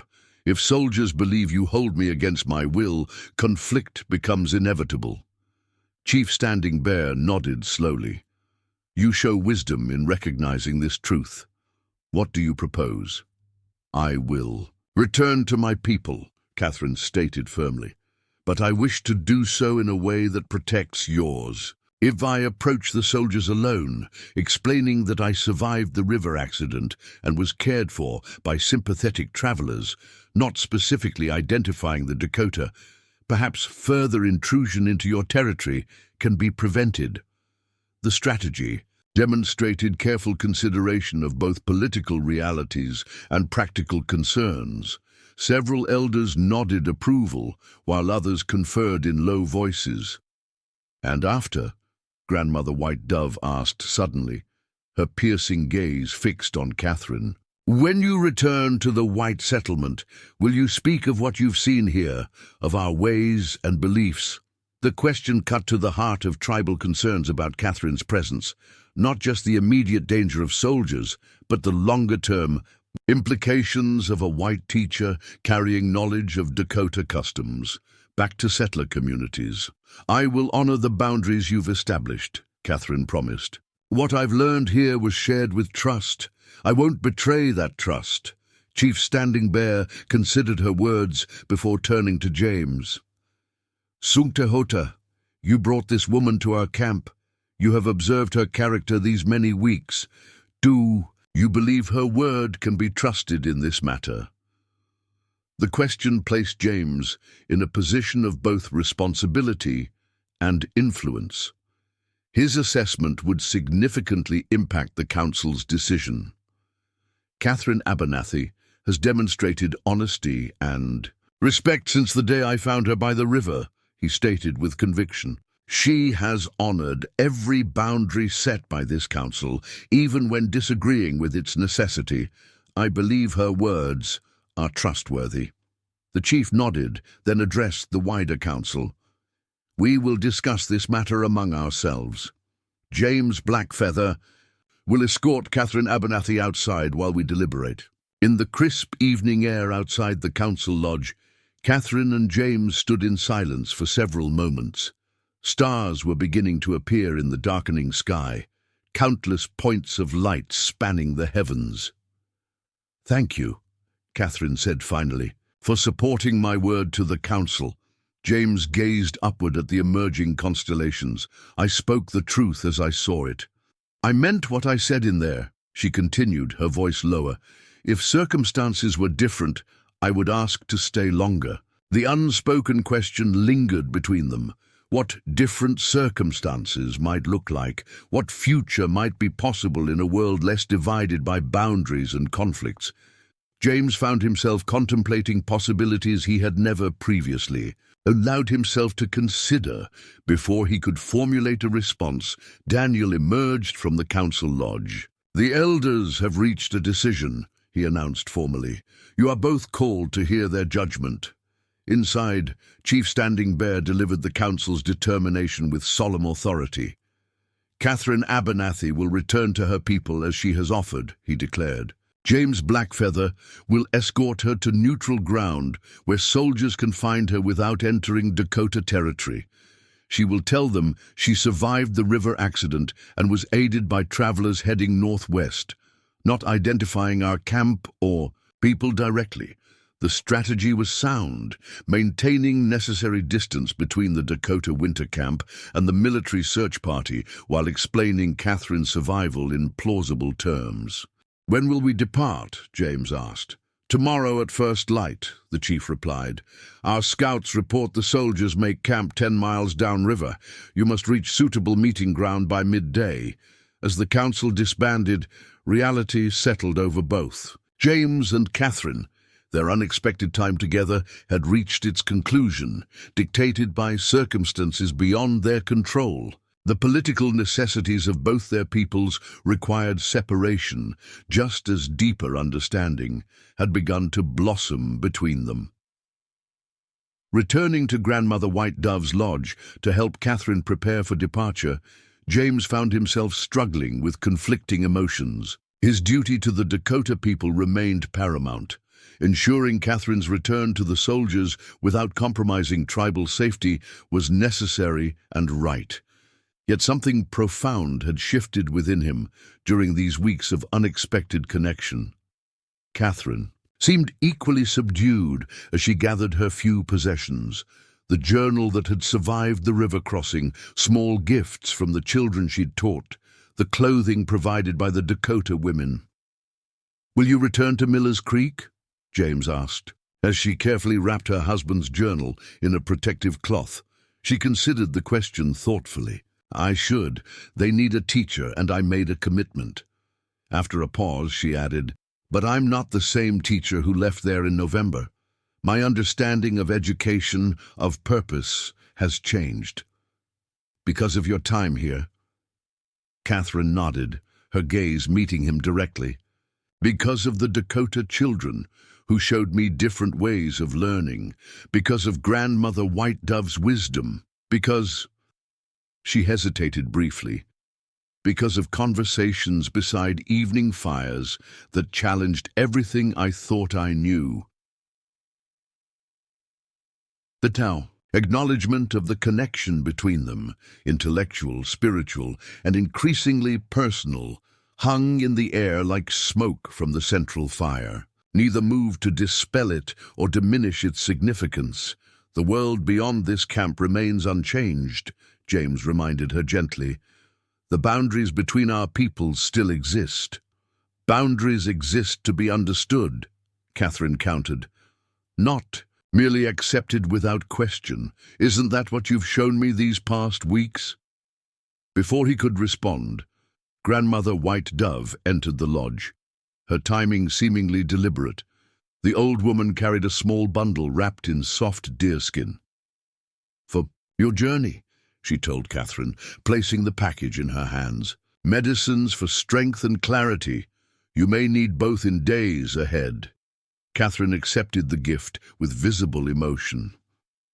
"Thank you for all you've taught me, Grandmother." The old woman's weathered face softened momentarily. "Teaching flows both ways like river currents. You brought different waters to our circle." Her piercing gaze shifted to James. "Sometimes the spirits send exactly what is needed, though we may not recognize it at first." With that cryptic observation, Grandmother White Dove departed, leaving James and Catherine in charged silence. The imminent separation loomed between them, alongside questions neither had fully articulated about what had grown during their shared. "Winter days, dawn comes early," James finally said. "Practical concerns asserting themselves. You should rest while you can. The journey tomorrow will be challenging." Catherine nodded, though her expression suggested sleep would prove elusive. "James," she began, then hesitated. "I want you to know—" A commotion outside interrupted her words, voices raised in alarm, running footsteps, the distinctive sound of warriors being summoned. James moved instantly to the lodge entrance, Catherine close behind him. Outside, the camp had erupted into urgent activity. Daniel sprinted toward them, his face tense with fresh concern. "Scouts report riders approaching from the south," he announced breathlessly. "Not soldiers. Settlers from Miller's Creek, heavily armed. They've tracked recent hunting parties back toward our camp." The implications were immediate and severe. Unlike military units constrained by official protocols, civilian settlers often operated according to their own judgment and prejudices. If they discovered the Dakota winter camp and Catherine's presence within it, the potential for violence multiplied exponentially. "How many?" James demanded. "At least 15 men," Daniel replied grimly. "They travel with purpose, ignoring the cold. They could reach our valley by morning light." Catherine had gone pale beside them. "From Miller's Creek? Why would they?" "They search for you," Daniel stated flatly. "But they come prepared for conflict, not rescue." Chief Standing Bear approached, his expression grave in the torchlight. "The council reconvenes immediately," he announced. "Our situation has changed. Both threats must now be addressed." As they followed the chief toward the council lodge, James exchanged a weighted glance with Catherine. The carefully constructed plan for her departure had just collided with a new reality. Armed settlers approaching from one direction, military searchers from another, with the Dakota winter camp caught between these converging forces. The boundary between their worlds had just become a potential battlefield. The council lodge hummed with urgent voices as tribal leaders debated their options. Scouts had brought detailed reports that painted an increasingly alarming picture. 15 armed men from Miller's Creek approaching from the south, following tracks that would lead directly to the winter camp by morning. Meanwhile, the military search party remained camped 10 miles downriver to the east, apparently unaware of the settler group's independent mission. "This is no rescue party," insisted Greyhawk, his weathered face tight with anger. "Settlers do not travel armed with rifles and pistols to save one missing woman." "They may fear Dakota resistance," another elder suggested. "After the conflicts of recent years, they expect hostility." Chief Standing Bear raised a hand, silencing the competing voices. "What matters now is not their expectations, but our response. We face threats from 2 directions." James stood near Catherine at the edge of the council circle, acutely aware of how her presence had become the focal point of dangers converging on his people. Yet looking at her stricken expression, he couldn't bring himself to blame her for circumstances she had neither created nor controlled. "May I speak?" Catherine asked, her voice steady despite the tension surrounding them. The chief studied her for a long moment before nodding. "We will hear your words." Catherine stepped forward respectfully. "I believe I understand why men from Miller's Creek would mount such a response. When I left for Harper's Junction in November, there was already conflict brewing with another settlement 15 miles west. Disputes over water rights had led to threats. This new information shifted the context significantly. James exchanged glances with Daniel, both recognizing its implications. "They believe we've taken sides in their white man's quarrel," Daniel concluded. Catherine nodded gravely. "If they think I've been captured or killed, they might view it as provocation, especially if they're already primed for conflict with neighboring settlers." Chief Standing Bear absorbed this insight before addressing James directly. "Sunkte Hota, you know these lands better than any scout. Is there a path to reach the military search party before the settlers find our camp?"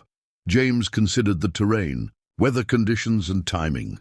"If we leave immediately, traveling through the night, we could reach the soldiers by early morning, but we'd need to cross open ground in darkness, dangerous with the ice and hidden ravines."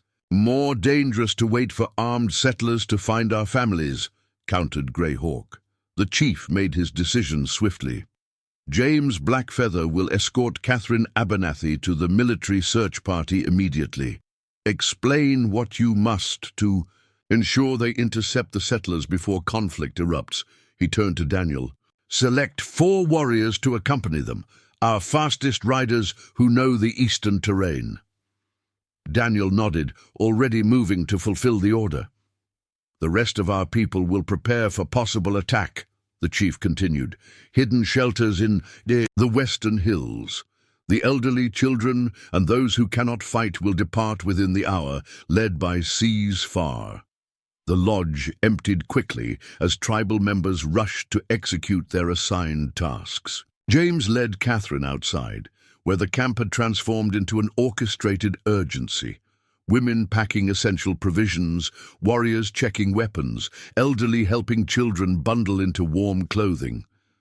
This is happening because of me, Catherine said quietly, watching a mother hurriedly wrapping her infant in furs. No, James corrected firmly. This happens because men make assumptions and act on fear rather than knowledge. Your presence here may be the catalyst, but the underlying tensions existed long before you crossed the river. They moved quickly toward Grandmother White Dove's lodge to collect what Catherine would need for the journey. Inside, the old woman was already packing a small bundle of provisions. Take this, she instructed, handing Catherine a necklace of polished stones and carved wooden symbols. Medicine for protection during dark travels. Catherine accepted it with visible emotion. I never meant to bring danger to your people. The grandmother's piercing gaze softened momentarily. Paths cross for reasons beyond our understanding. What matters is how we walk them once joined. She turned to James, switching to Dakota. Guard her well, Sancta Hota. She carries more importance than either of you yet realize. Before James could question this cryptic statement, Daniel appeared at the entrance, accompanied by 4 warriors, all young men known for their riding skills and cool judgment under pressure. Horses are ready, Daniel announced. We've prepared the southern trail first to mislead any scouts watching the camp. You'll circle east once beyond the ridge. James clasped his cousin's arm in wordless gratitude for his efficiency. Despite their occasional disagreements, Daniel's loyalty to both family and tribe remained unquestionable. May your path be clear. And your return swift, Daniel said formally, then added in a lower voice, take no unnecessary risks for the white teacher's sake. Our people come first, always, James assured him, though he felt the growing complexity of loyalties pulling at his conscience. Catherine emerged from the lodge, dressed for harsh winter travel in a combination of her original clothing and Dakota-made garments. The fur-lined moccasins, leather leggings beneath her skirt, and buffalo robe would provide critical protection against the brutal cold of night riding. As they mounted the waiting horses, Grandmother White Dove approached one last time, pressing something into Catherine's hand. For when truth must be proven, she said enigmatically. Catherine glanced down at a small leather pouch, then carefully secured it inside her clothing beside her husband's journal. With final nods to the gathered tribal members, their small party set out, riding south along a well-used trail that would be easily spotted by anyone watching the camp. Once beyond sight of the valley, James signaled a change in direction. They veered sharply east, cutting across virgin snow toward a less obvious route that would eventually lead them to the military encampment. The full moon provided enough illumination to navigate, though shadows created treacherous illusions across the snow-covered landscape. We maintain silence until we reach the river crossing, James instructed the group in Dakota, then translated for Catherine's benefit. Sound carries far on cold nights. She nodded understanding, her face partially hidden by the fur hood of her cloak. They rode in tense silence for nearly 2 hours, the only sounds being the horses' labored breathing and the crunch of snow beneath hooves. Catherine kept pace admirably, showing none of the complaints or weakness James had sometimes observed in white women unaccustomed to physical hardship. When they reached a narrow point of the frozen White Earth River, James called a brief halt. While the warriors checked the ice thickness to ensure safe crossing, he took the opportunity to speak privately with Catherine. "When we reach the soldiers," he explained, keeping his voice low, "you must convince them to intercept the settlers. Immediately. If they delay until morning, the settlers may find our camp first." Catherine nodded, her breath forming clouds in the frigid air. "I'll make them understand the urgency. But James," she hesitated, "what will happen when I leave with them? Will I see you again?" The question carried weight beyond the immediate circumstances. James found himself without a clear answer, caught between tribal obligations and personal inclinations that had grown increasingly difficult to reconcile. "First, we ensure everyone's safety," he replied, deflecting the deeper implications. "Other questions must wait." They crossed the river carefully, each warrior leading his horse, across the treacherous ice. Once on the eastern bank, they remounted and increased their pace, now moving through sparser woods that offered less protection but faster travel. Approximately 3 miles from where scouts had reported the military encampment, one of the warriors raised his hand in warning. They halted instantly, listening intently. In the distance, the unmistakable sound of men's voices carried through the still night air. "Not from the soldiers' direction," James observed quietly, "coming from the south." Dismounting, he signaled the others to remain with the horses while he investigated on foot. Catherine made to follow, but he gently restrained her. "Stay here," he whispered. "If trouble comes, ride east with the others. The soldiers can't be more than 2 miles beyond." Before she could protest, James melted into the darkness between the trees. Moving with practiced silence across the snow, he approached the voices cautiously. Through a screen of pine branches, he observed a small group of men, 4 settlers, judging by their clothing and equipment, huddled around a meager fire. Their conversation carried clearly in the night air. "Said we'd rendezvous at Broken Pine Ridge before approaching their camp," one man was saying. "Thornton was clear about keeping together. Thornton thinks he's leading a damn army," another replied, feeding a branch into their fire. 15 men against how many Indians? We should have brought the whole settlement." "We're not here to start a war," countered the first speaker. "Just to recover Miss Abernathy if she's still alive, and make it clear what happens when they interfere with our people." "Mason wasn't just interfered with," a third man growled. "Boy was killed by shooting. No way he drowned accidentally. Like Thornton keeps saying, Indians got him, then took the teacher." James absorbed this exchange with growing concern.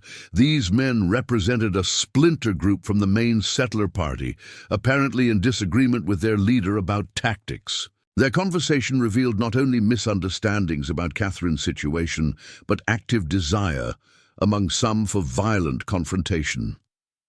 He retreated silently, returning to where Catherine and the warriors waited anxiously.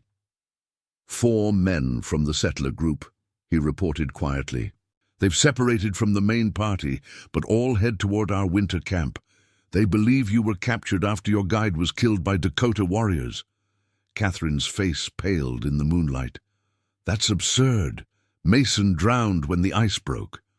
"Truth matters little when men seek justification for actions they've already decided to take," James replied grimly. "We must reach the soldiers immediately. These settlers intend violence regardless of what they find."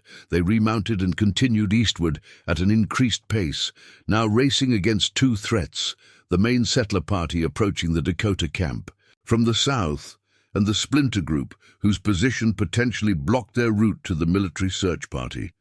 The terrain grew increasingly challenging as they descended toward the river valley, where scouts had reported the soldiers' camp. Deep snow drifts alternated with icy patches where wind had scoured the ground bare. One of the warriors' horses stumbled badly, nearly throwing its rider. Though the animal recovered, it now moved with obvious lameness. "We can't maintain this pace," James decided reluctantly. "2 warriors will remain with the injured horse and make their way back to camp with warning about the splinter group. The rest of us continue to be soldiers." After brief discussion, 2 men prepared to depart westward, while James, Catherine, and the remaining 2 warriors continued their journey east. The reduction of their party created new vulnerability, but necessity dictated their choice. They had traveled perhaps another mile when the distinct smell of wood smoke reached them. Not the distant hint carried on air currents, but the immediate presence of nearby fires. James signaled another halt, scanning the darkness ahead. Through gaps in the trees, the faint glow of a substantial encampment became visible. "The soldiers," Catherine breathed, relief evident in her voice. James nodded. "We approach each other carefully.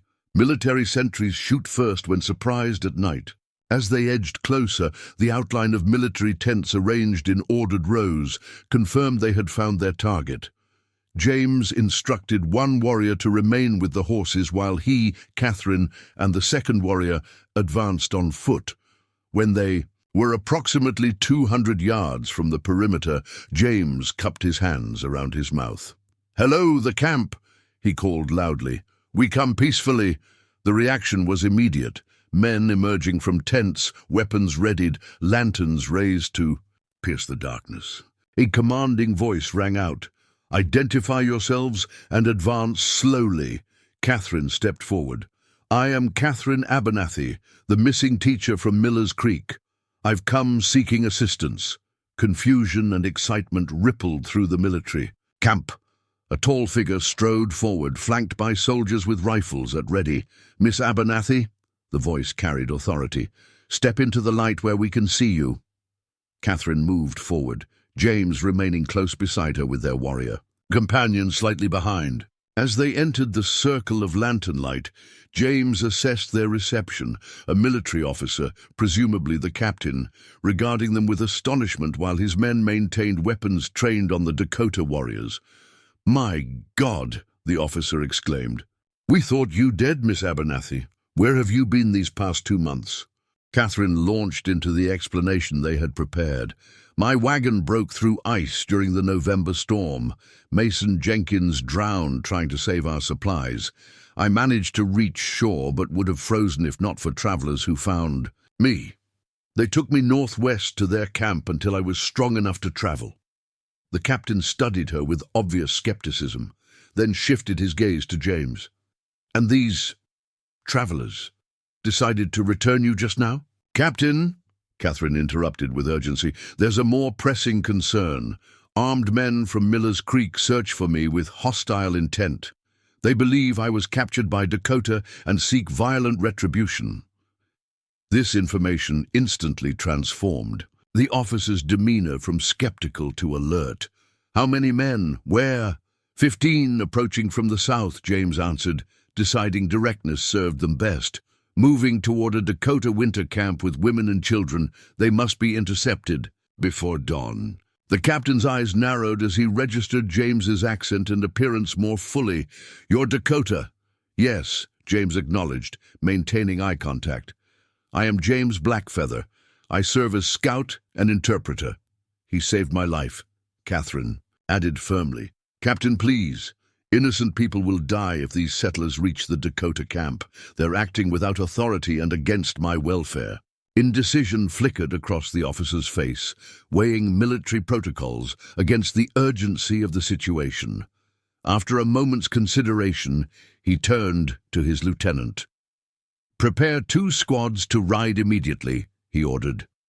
"We'll intercept these civilians before they create an international incident." To Catherine, he added, "You'll remain here, Miss Abernathy. I'll need a full accounting of your experience once we return." "I'm coming with you," she insisted. "These men will only believe I'm safe and unharmed if they see me themselves." Before the captain could object, shouting erupted from the camp's southern perimeter. A soldier ran toward them, rifle in hand. "Sir!" Riders approaching from the south. Civilians, armed. The splinter group James had observed earlier had apparently followed their tracks directly to the military camp. The timeline was collapsing, separate threats converging more rapidly than anticipated. "Get Miss Abernathy to my tent," the captain instructed a nearby soldier. To James, he added with thinly veiled warning, "You and your companion will remain under guard until this situation clarifies." Catherine resisted the soldier's attempt to lead her away. "Captain, listen to me. James Blackfeather and his people have protected me, not harmed me. The danger comes from misunderstanding, not Dakota actions." The approaching riders entered the camp perimeter before further discussion could unfold. 4 men on exhausted horses, their faces reddened from cold and exertion, pulled up sharply at the sight of the assembled soldiers, their expressions transformed from determination to shock when they spotted Catherine standing illuminated by lantern light. "Miss Abernathy," exclaimed the lead rider, a man in his 40s with a graying beard, "you're alive!" "Mr. Henderson," Catherine acknowledged, recognizing him as a farmer whose children attended her school. "Yes, I'm quite well, as you can see." The man's gaze shifted to James, his eyes narrowing with instant hostility. "She's with an Indian, just like Thornton suspected." "I'm with people who saved my life," Catherine corrected firmly, stepping forward. "Mr. Henderson, there's been a terrible misunderstanding. No one captured or harmed me. Mason drowned accidentally when our wagon broke through ice during the November storm." Henderson's expression remained suspicious, his hand resting meaningfully on his holstered pistol. "That's what they made you say. Thornton figured they'd force you to cover for them." The captain intervened, his tone carrying military authority. "Mr. Henderson, I am Captain William Foster, 7th Cavalry. You and your companions are interfering with an official military operation. Where is the rest of your party?" Henderson hesitated before answering. "Approaching the Indian camp from the west. Should reach it by dawn." This confirmation of imminent danger to the Dakota winter camp created visible tension among the soldiers. Captain Foster turned to his lieutenant. "Prepare all available men to ride immediately. We must intercept this civilian action before it creates disaster." To Henderson, he added sternly, "You and your companions will accompany us to recall your associates." "We came for justice," Henderson protested. "That Indian and his people killed Mason Jenkins and took our teacher." "That is demonstrably false," Captain Foster countered, gesturing toward Catherine. "Miss Abernathy stands here unharmed and disputes your entire premise." James stepped forward, knowing he risked inflaming tensions, but recognizing the critical importance of timing. "Captain, women and children prepare to evacuate the winter camp as we speak. If these men reach it before you intercept them, blood will flow on both sides." Captain Foster assessed the situation quickly, making command decisions that bypassed normal protocols. "Miss Abernathy will accompany us to convince these men she's unharmed. You," he pointed to James, "will guide us by the fastest route to intercept them."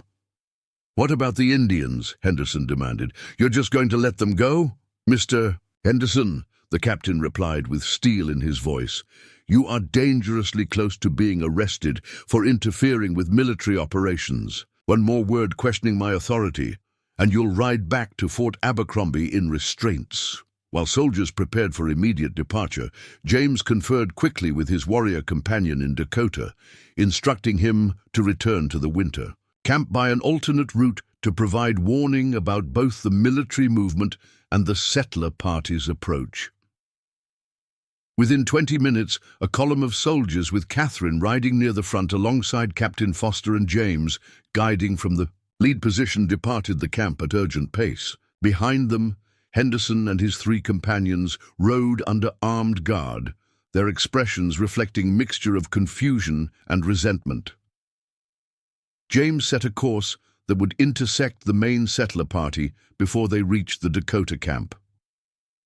The night had passed its midpoint, temperature dropping further as the coldest hours approached dawn. Every rider's breath created clouds of vapor, their horses' flanks steaming with exertion. Catherine maneuvered her mount alongside James briefly as they crossed a flat expanse of snow-covered prairie. "Will we reach them in time? If they maintained the pace our scouts reported," he replied, studying the terrain ahead. "We should intercept them near Broken Pine Ridge." The uncertainty weighed heavily between them. If they arrived too late, if the settlers reached the winter camp ahead of them, the carefully maintained peace along the white earth boundary could shatter irreparably. Captain Foster urged his men forward, understanding the stakes even if his perspective differed from James's. The military had its own reasons for preventing unauthorized civilian action against tribal populations, sovereignty agreements, territorial stability, and the political complications that would follow violent clashes. As they crested a rise that offered views across the moonlit landscape, James raised his hand, signaling the column to halt. In the distance, moving figures could be seen, perhaps a dozen men on horseback following the course of a frozen creek that would eventually lead them directly to the Dakota winter camp. "There," James pointed. "Thornton's group." Captain Foster assessed the situation quickly. "We'll intercept them in that clearing ahead. Lieutenant, prepare the men." As the military column reorganized for the confrontation, Catherine moved her horse beside James once more. In the moonlight, her expression conveyed both determination and concern. "Whatever happens," she said quietly, "I want you to know that my time with your people changed me in ways I'm only beginning to understand." James met her gaze steadily. "When this danger passes, there will be time for such reflections." She smiled slightly at his practical focus. "Always the warrior, addressing immediate threats before personal considerations." "Both matter," he acknowledged, "but one must precede the other." As they prepared to continue toward the intercept point, Captain Foster approached. "Miss Abernathy, you'll ride with me at the front where these men can clearly see you're unharmed. Blackfeather, remain close but slightly behind, visible enough to be recognized, but positioned where nervous men won't be tempted to impulsive action." The strategy made tactical sense. James nodded agreement, though the arrangement reinforced his outsider status, neither fully trusted by the military nor accepted by the settlers, the boundary walkers' perpetual position. They descended toward the clearing where the confrontation would occur, each rider aware that the next hour could determine whether peace prevailed or violence erupted along the white earth boundary. For James, the stakes extended beyond tribal safety to encompass Catherine's welfare and future, concerns that had become increasingly intertwined in his mind despite all practical reasons for separation. As the settler party came into clear view, Captain Foster ordered his men into formation. A decisive confrontation loomed in the pre-dawn darkness, one that would test James Blackfeather's loyalties, Catherine Abernathy's influence, and the fragile possibility of understanding across seemingly unbridgeable divides. The settlers halted abruptly when Captain Foster's military column emerged from the tree line. In the strange half-light that precedes dawn, blue shadows stretching across snow, the two groups faced each other across 50 yards of open ground. 15 armed civilians versus 20 disciplined soldiers, an uneven match that nonetheless crackled with dangerous potential. James positioned himself as instructed, close enough to observe but partially screened by mounted soldiers. From this vantage, he studied the settler leader, a tall man with a full beard and commanding presence who sat his horse at the group's center. This would be Thornton, the man who had organized the expedition and apparently harbored the strongest suspicions about Dakota involvement in Catherine's disappearance. Captain Foster raised his hand, signaling his men to maintain position before urging his horse forward. Catherine rode beside him, her straight-backed posture and calm demeanor visible to all observers. "I am Captain William Foster, 7th Cavalry," he announced in the carrying voice of a field officer. "You men are conducting an unauthorized armed expedition into treaty territory. State your purpose immediately." The bearded leader nudged his horse forward to meet them. "Samuel Thornton, sir, from Miller's Creek Settlement. We search for our missing teacher, Miss Catherine Abernathy." His eyes widened as he registered Catherine's presence. "Miss Abernathy, thank the Lord you're alive." Catherine guided her horse, slightly ahead of the captain's. "Mr. Thornton, I appreciate your concern, but this expedition was unnecessary and dangerous. As you can see, I'm perfectly well." Thornton's expression shifted from relief to confusion. "We believed you were captured or worse after Jenkins failed to return. The boy's father found pieces of your wagon at the river crossing." Mason drowned. "When the ice broke," Catherine explained, her voice carrying clearly to all the assembled men, "I nearly died from exposure. Travelers found me and provided shelter until I recovered sufficiently to travel." James watched skepticism replace confusion on Thornton's face. The settlement leader's gaze drifted past Catherine to where Henderson and the 3 other men sat under guard, then searched the military ranks until he spotted James. "Travelers," Thornton repeated flatly. "You mean Indians? The same ones who've been turning back every wagon that tries to cross the white earth." Captain Foster interjected, reasserting control of the increasingly tense exchange. "Mr. Thornton, Miss Abernathy has provided a full account of her experience to military authorities. No crimes were committed, no captivity occurred. Your armed party has no legitimate purpose here." "With respect, Captain," Thornton countered, "Jenkins was one of ours. His death deserves explanation." "The ice broke," Catherine repeated more forcefully. "It was a tragic accident, nothing more. Mason tried to save our supplies and was caught in the current." Her voice softened slightly. "He was brave, but the river took him. No one else was involved." Murmurs spread among the settlers, some appearing convinced while others exchanged skeptical glances.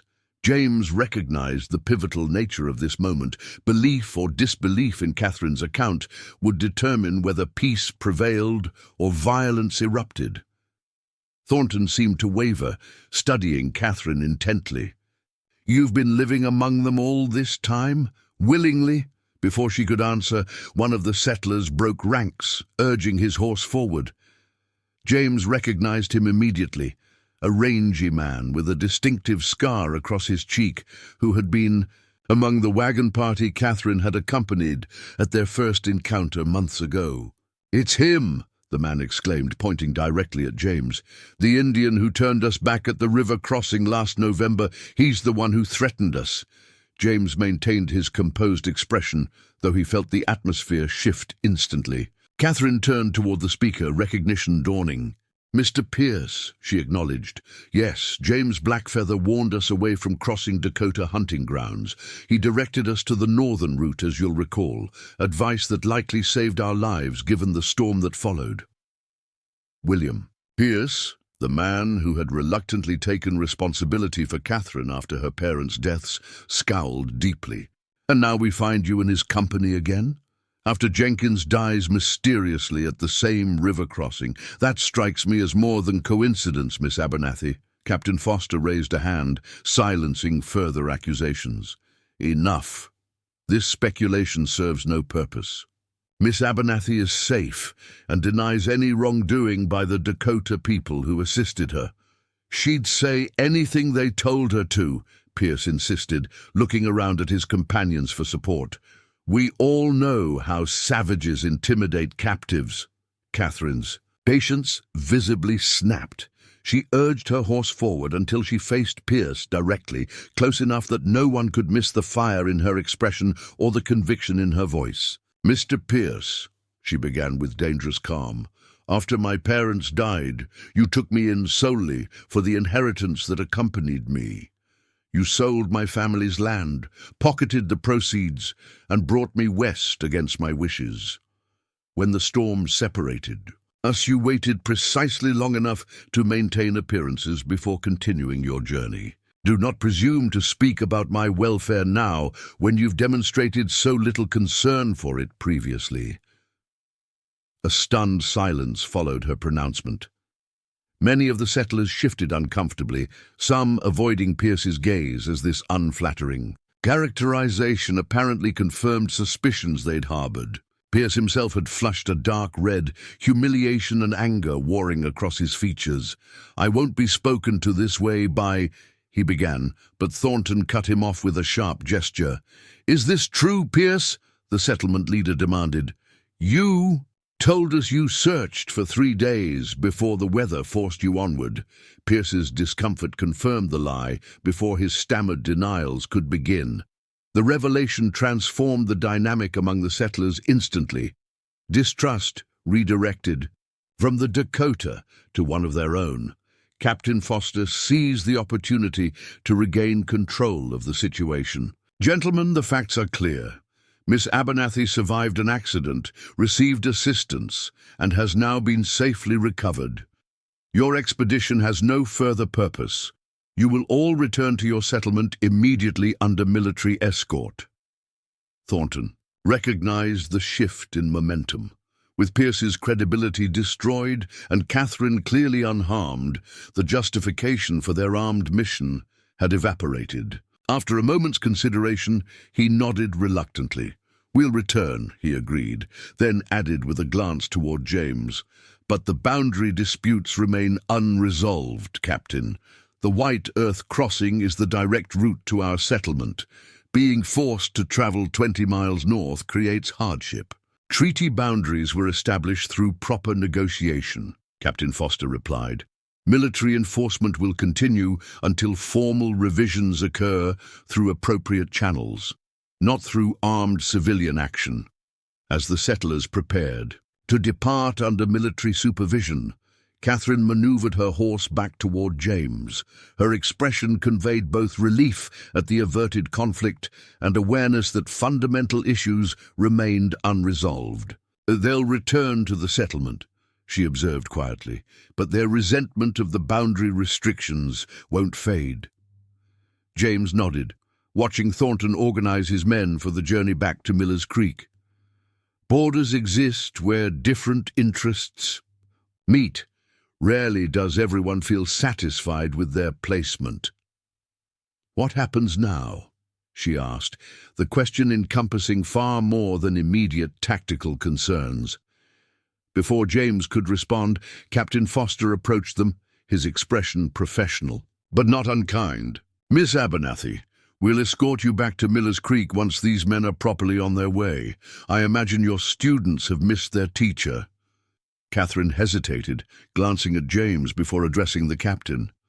"I'd like the opportunity to thank those who saved my life properly.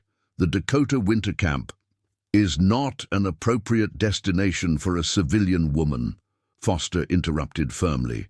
"Whatever arrangement existed during your recovery, normal protocols must now resume." James understood the captain's position from a military perspective.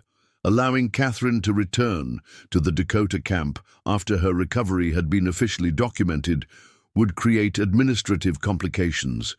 Yet he also recognized the inadequacy of this abrupt severance after all they had experienced together. "The Dakota Council should be informed directly that conflict has been averted," he suggested. "As their representative, I would carry this message more effectively with Miss Abernathy's first-hand account." Captain Foster considered this proposal with obvious skepticism. "You're asking me to release her back into Dakota territory after we've just resolved a potential armed confrontation over exactly that situation?" "For a brief, supervised visit," James clarified, "to provide proper closure and ensure accurate information reaches Chief Standing Bear," Catherine added her own argument. "Captain, these people saved my life and treated me with nothing but respect during my recovery. I owe them a proper farewell and thanks. Surely military protocols can accommodate basic human courtesy." Foster's expression suggested he recognized the manipulation in their coordinated appeal, but wasn't entirely unsympathetic to the underlying request. After a moment's deliberation, he offered a compromise. 2 hours. I'll send a 4-man escort that will remain within sight of the camp perimeter while you deliver your message and gather any personal effects. Then you return directly to the military camp, from where we'll escort you to Miller's Creek tomorrow. It wasn't ideal, but it offered at least a brief opportunity for proper farewells. James and Catherine both nodded agreement to these terms, as preparations were made for the settlers' departure under military escort, with arrangements for James, Catherine, and 4 soldiers to travel separately to the Dakota camp. Dawn finally broke across the eastern horizon. Golden light transformed the snow-covered landscape, harsh shadows softening as night relinquished its hold. James found himself studying Catherine's profile in this new illumination, the determination in her jawline, the intelligence in her eyes, the quiet strength that had sustained her through extraordinary circumstances. Their paths had crossed through what once seemed random, but increasingly felt like intentional design. Now those paths are prepared to diverge again, practical realities reasserting their influence. The journey to the Dakota winter camp proceeded without incident, though James noted the soldiers' vigilance never wavered. Military escorts viewed Dakota territory as fundamentally hostile ground despite treaties and agreements. Catherine rode beside him, their conversation limited by the presence of watchful ears. "Will your people have already evacuated to the western hills?" she asked as they neared the valley. James shook his head. "The warrior I sent ahead would have reported our mission to intercept the settlers. They likely await news at the camp." His assessment proved accurate. As they crested the final ridge overlooking the winter camp, James observed normal activity below, smoke rising from lodge fires, children playing in supervised groups, daily tasks continuing. At the valley's edge, however, warriors stood, ready for rapid response should the news have been different. Daniel Thunderhawk spotted their approach first, recognizing James instantly despite the military escort. He rode up the slope to meet them, eyes widening slightly at the sight of Catherine still accompanying his cousin. "The settlers?" he asked tersely in Dakota. "Intercepted and turned back," James replied in the same language. "The soldiers found..." Catherine, before conflict erupted, "The danger has passed for now." Daniel's relief was visible, though his wariness of the military escort remained evident. He switched to English for Catherine's benefit. "The council awaits news. They will want to hear directly what happened." The soldiers established their observation position at the ridgeline as agreed, allowing James and Catherine to descend into the camp, accompanied by Daniel. Their arrival created immediate attention, children calling Catherine's name with genuine affection, women emerging from lodges to witness her return, warriors maintaining respectful distance, but clearly processing the significance of her presence under these changed circumstances. Chief Standing Bear received them outside the council lodge, his weathered face revealing momentary surprise at Catherine's presence before composing into formal dignity. "Sunkte returns with the teacher," he observed, "and soldiers watch from the ridge. What news do you bring?"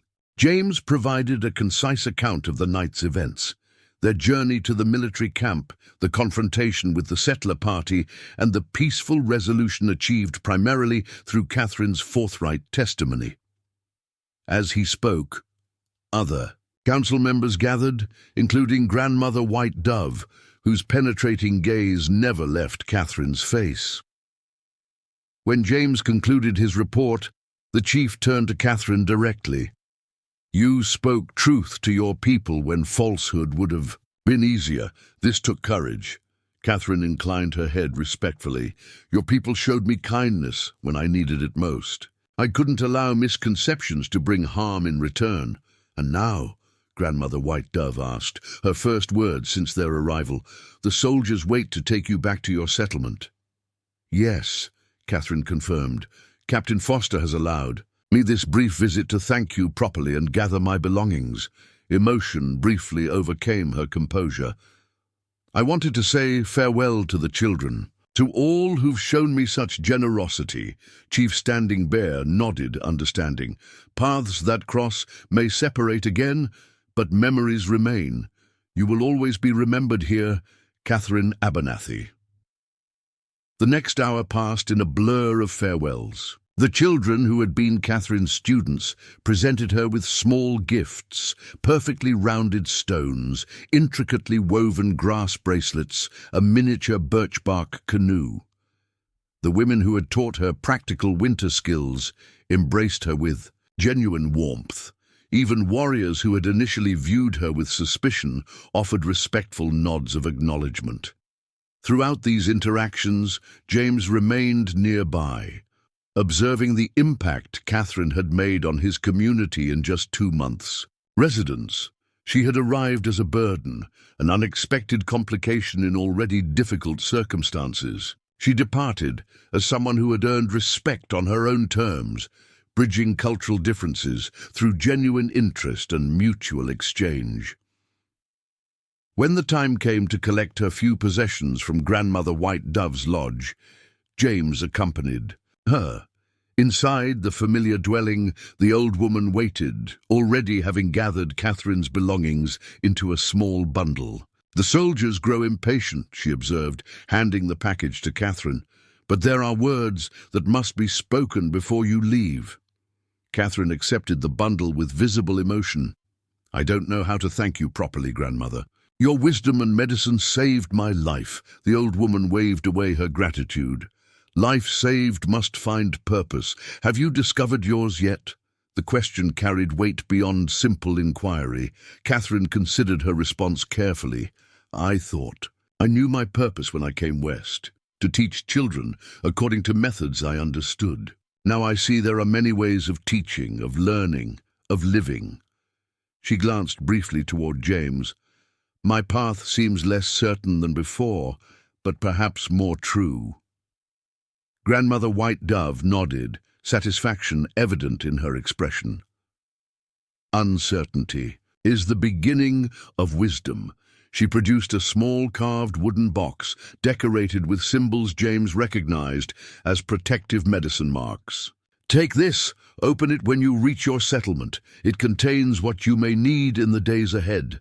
Catherine accepted the gift with appropriate reverence, securing it carefully among her possessions. The old woman then turned to James, switching to Dakota. "Walk with her to the ridge," she instructed.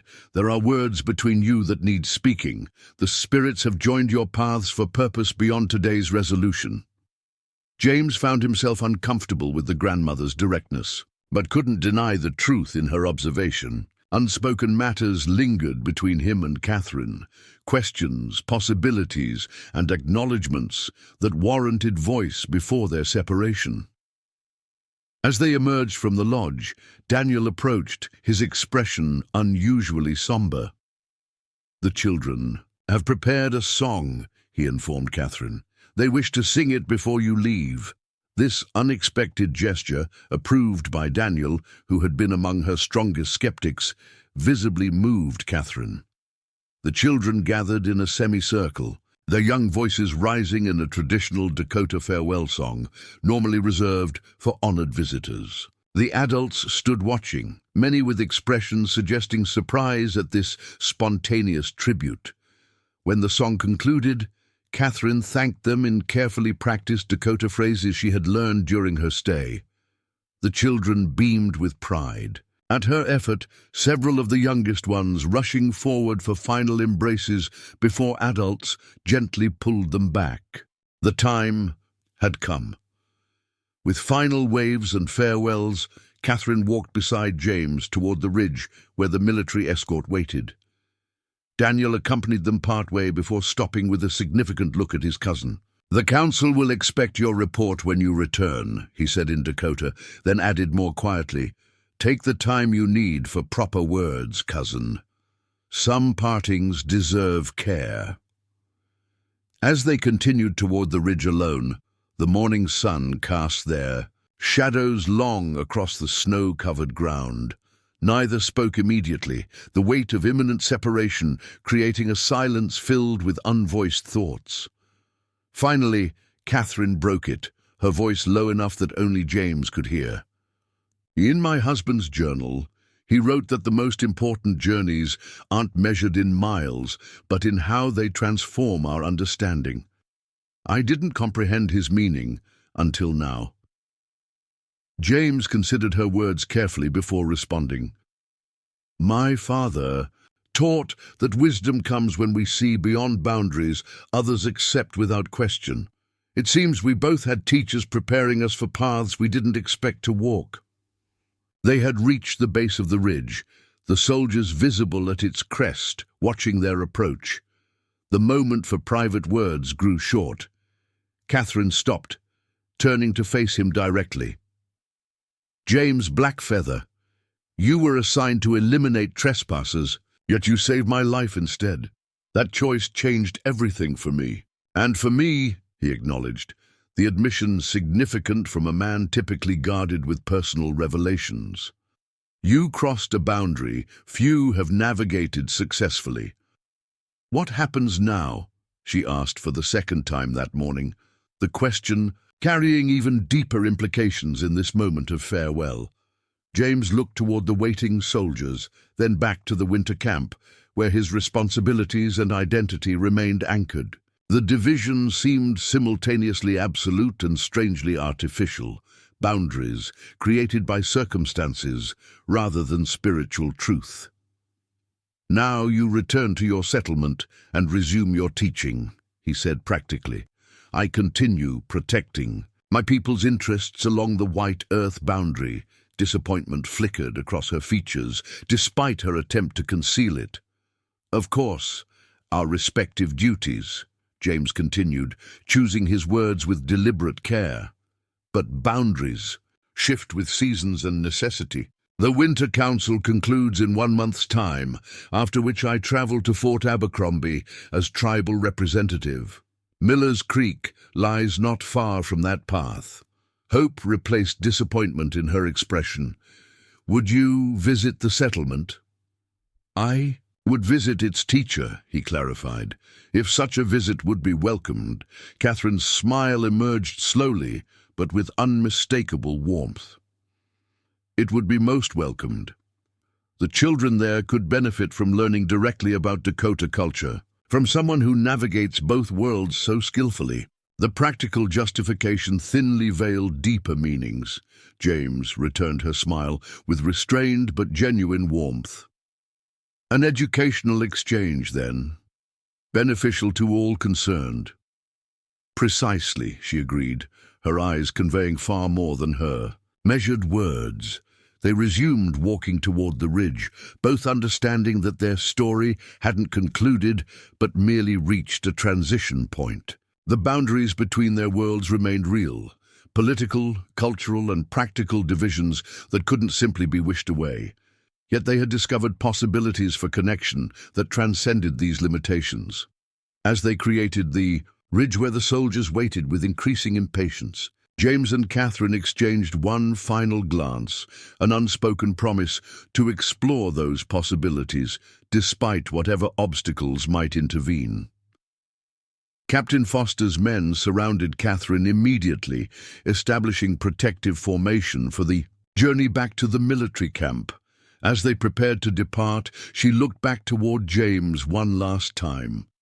Until spring, then, she called, the words carrying the weight of both farewell and anticipation. Until spring, James confirmed, watching as she rode away, flanked by uniformed escorts. He remained on the ridge long after they had disappeared from sight, contemplating how completely his understanding of duty had transformed since that first encounter at the river crossing. What had begun as a simple directive to eliminate trespassers had evolved into something far more complex, a recognition that sometimes the most important boundaries existed not between territories, but between possibilities. As James turned back toward the winter camp where responsibilities awaited, he carried with him the certainty that Catherine Abernathy had permanently altered his perception of where those boundaries lay and which ones deserved to be maintained, crossed or dissolved entirely. The path ahead remained uncertain, filled with potential complications and opposition from both their communities. Yet for perhaps the first time since accepting his role as protector of tribal boundaries, James Blackfeather found himself looking forward to spring with personal anticipation rather than merely strategic consideration. Some trespassers, it seemed, brought gifts worth far more than the territory they briefly occupied. Up next, you've got two more standout stories right on your screen. If this one hits the mark, you won't want to pass these up. Just click and check them out. And don't forget to subscribe and turn on the notification bell so you don't miss any upload from us.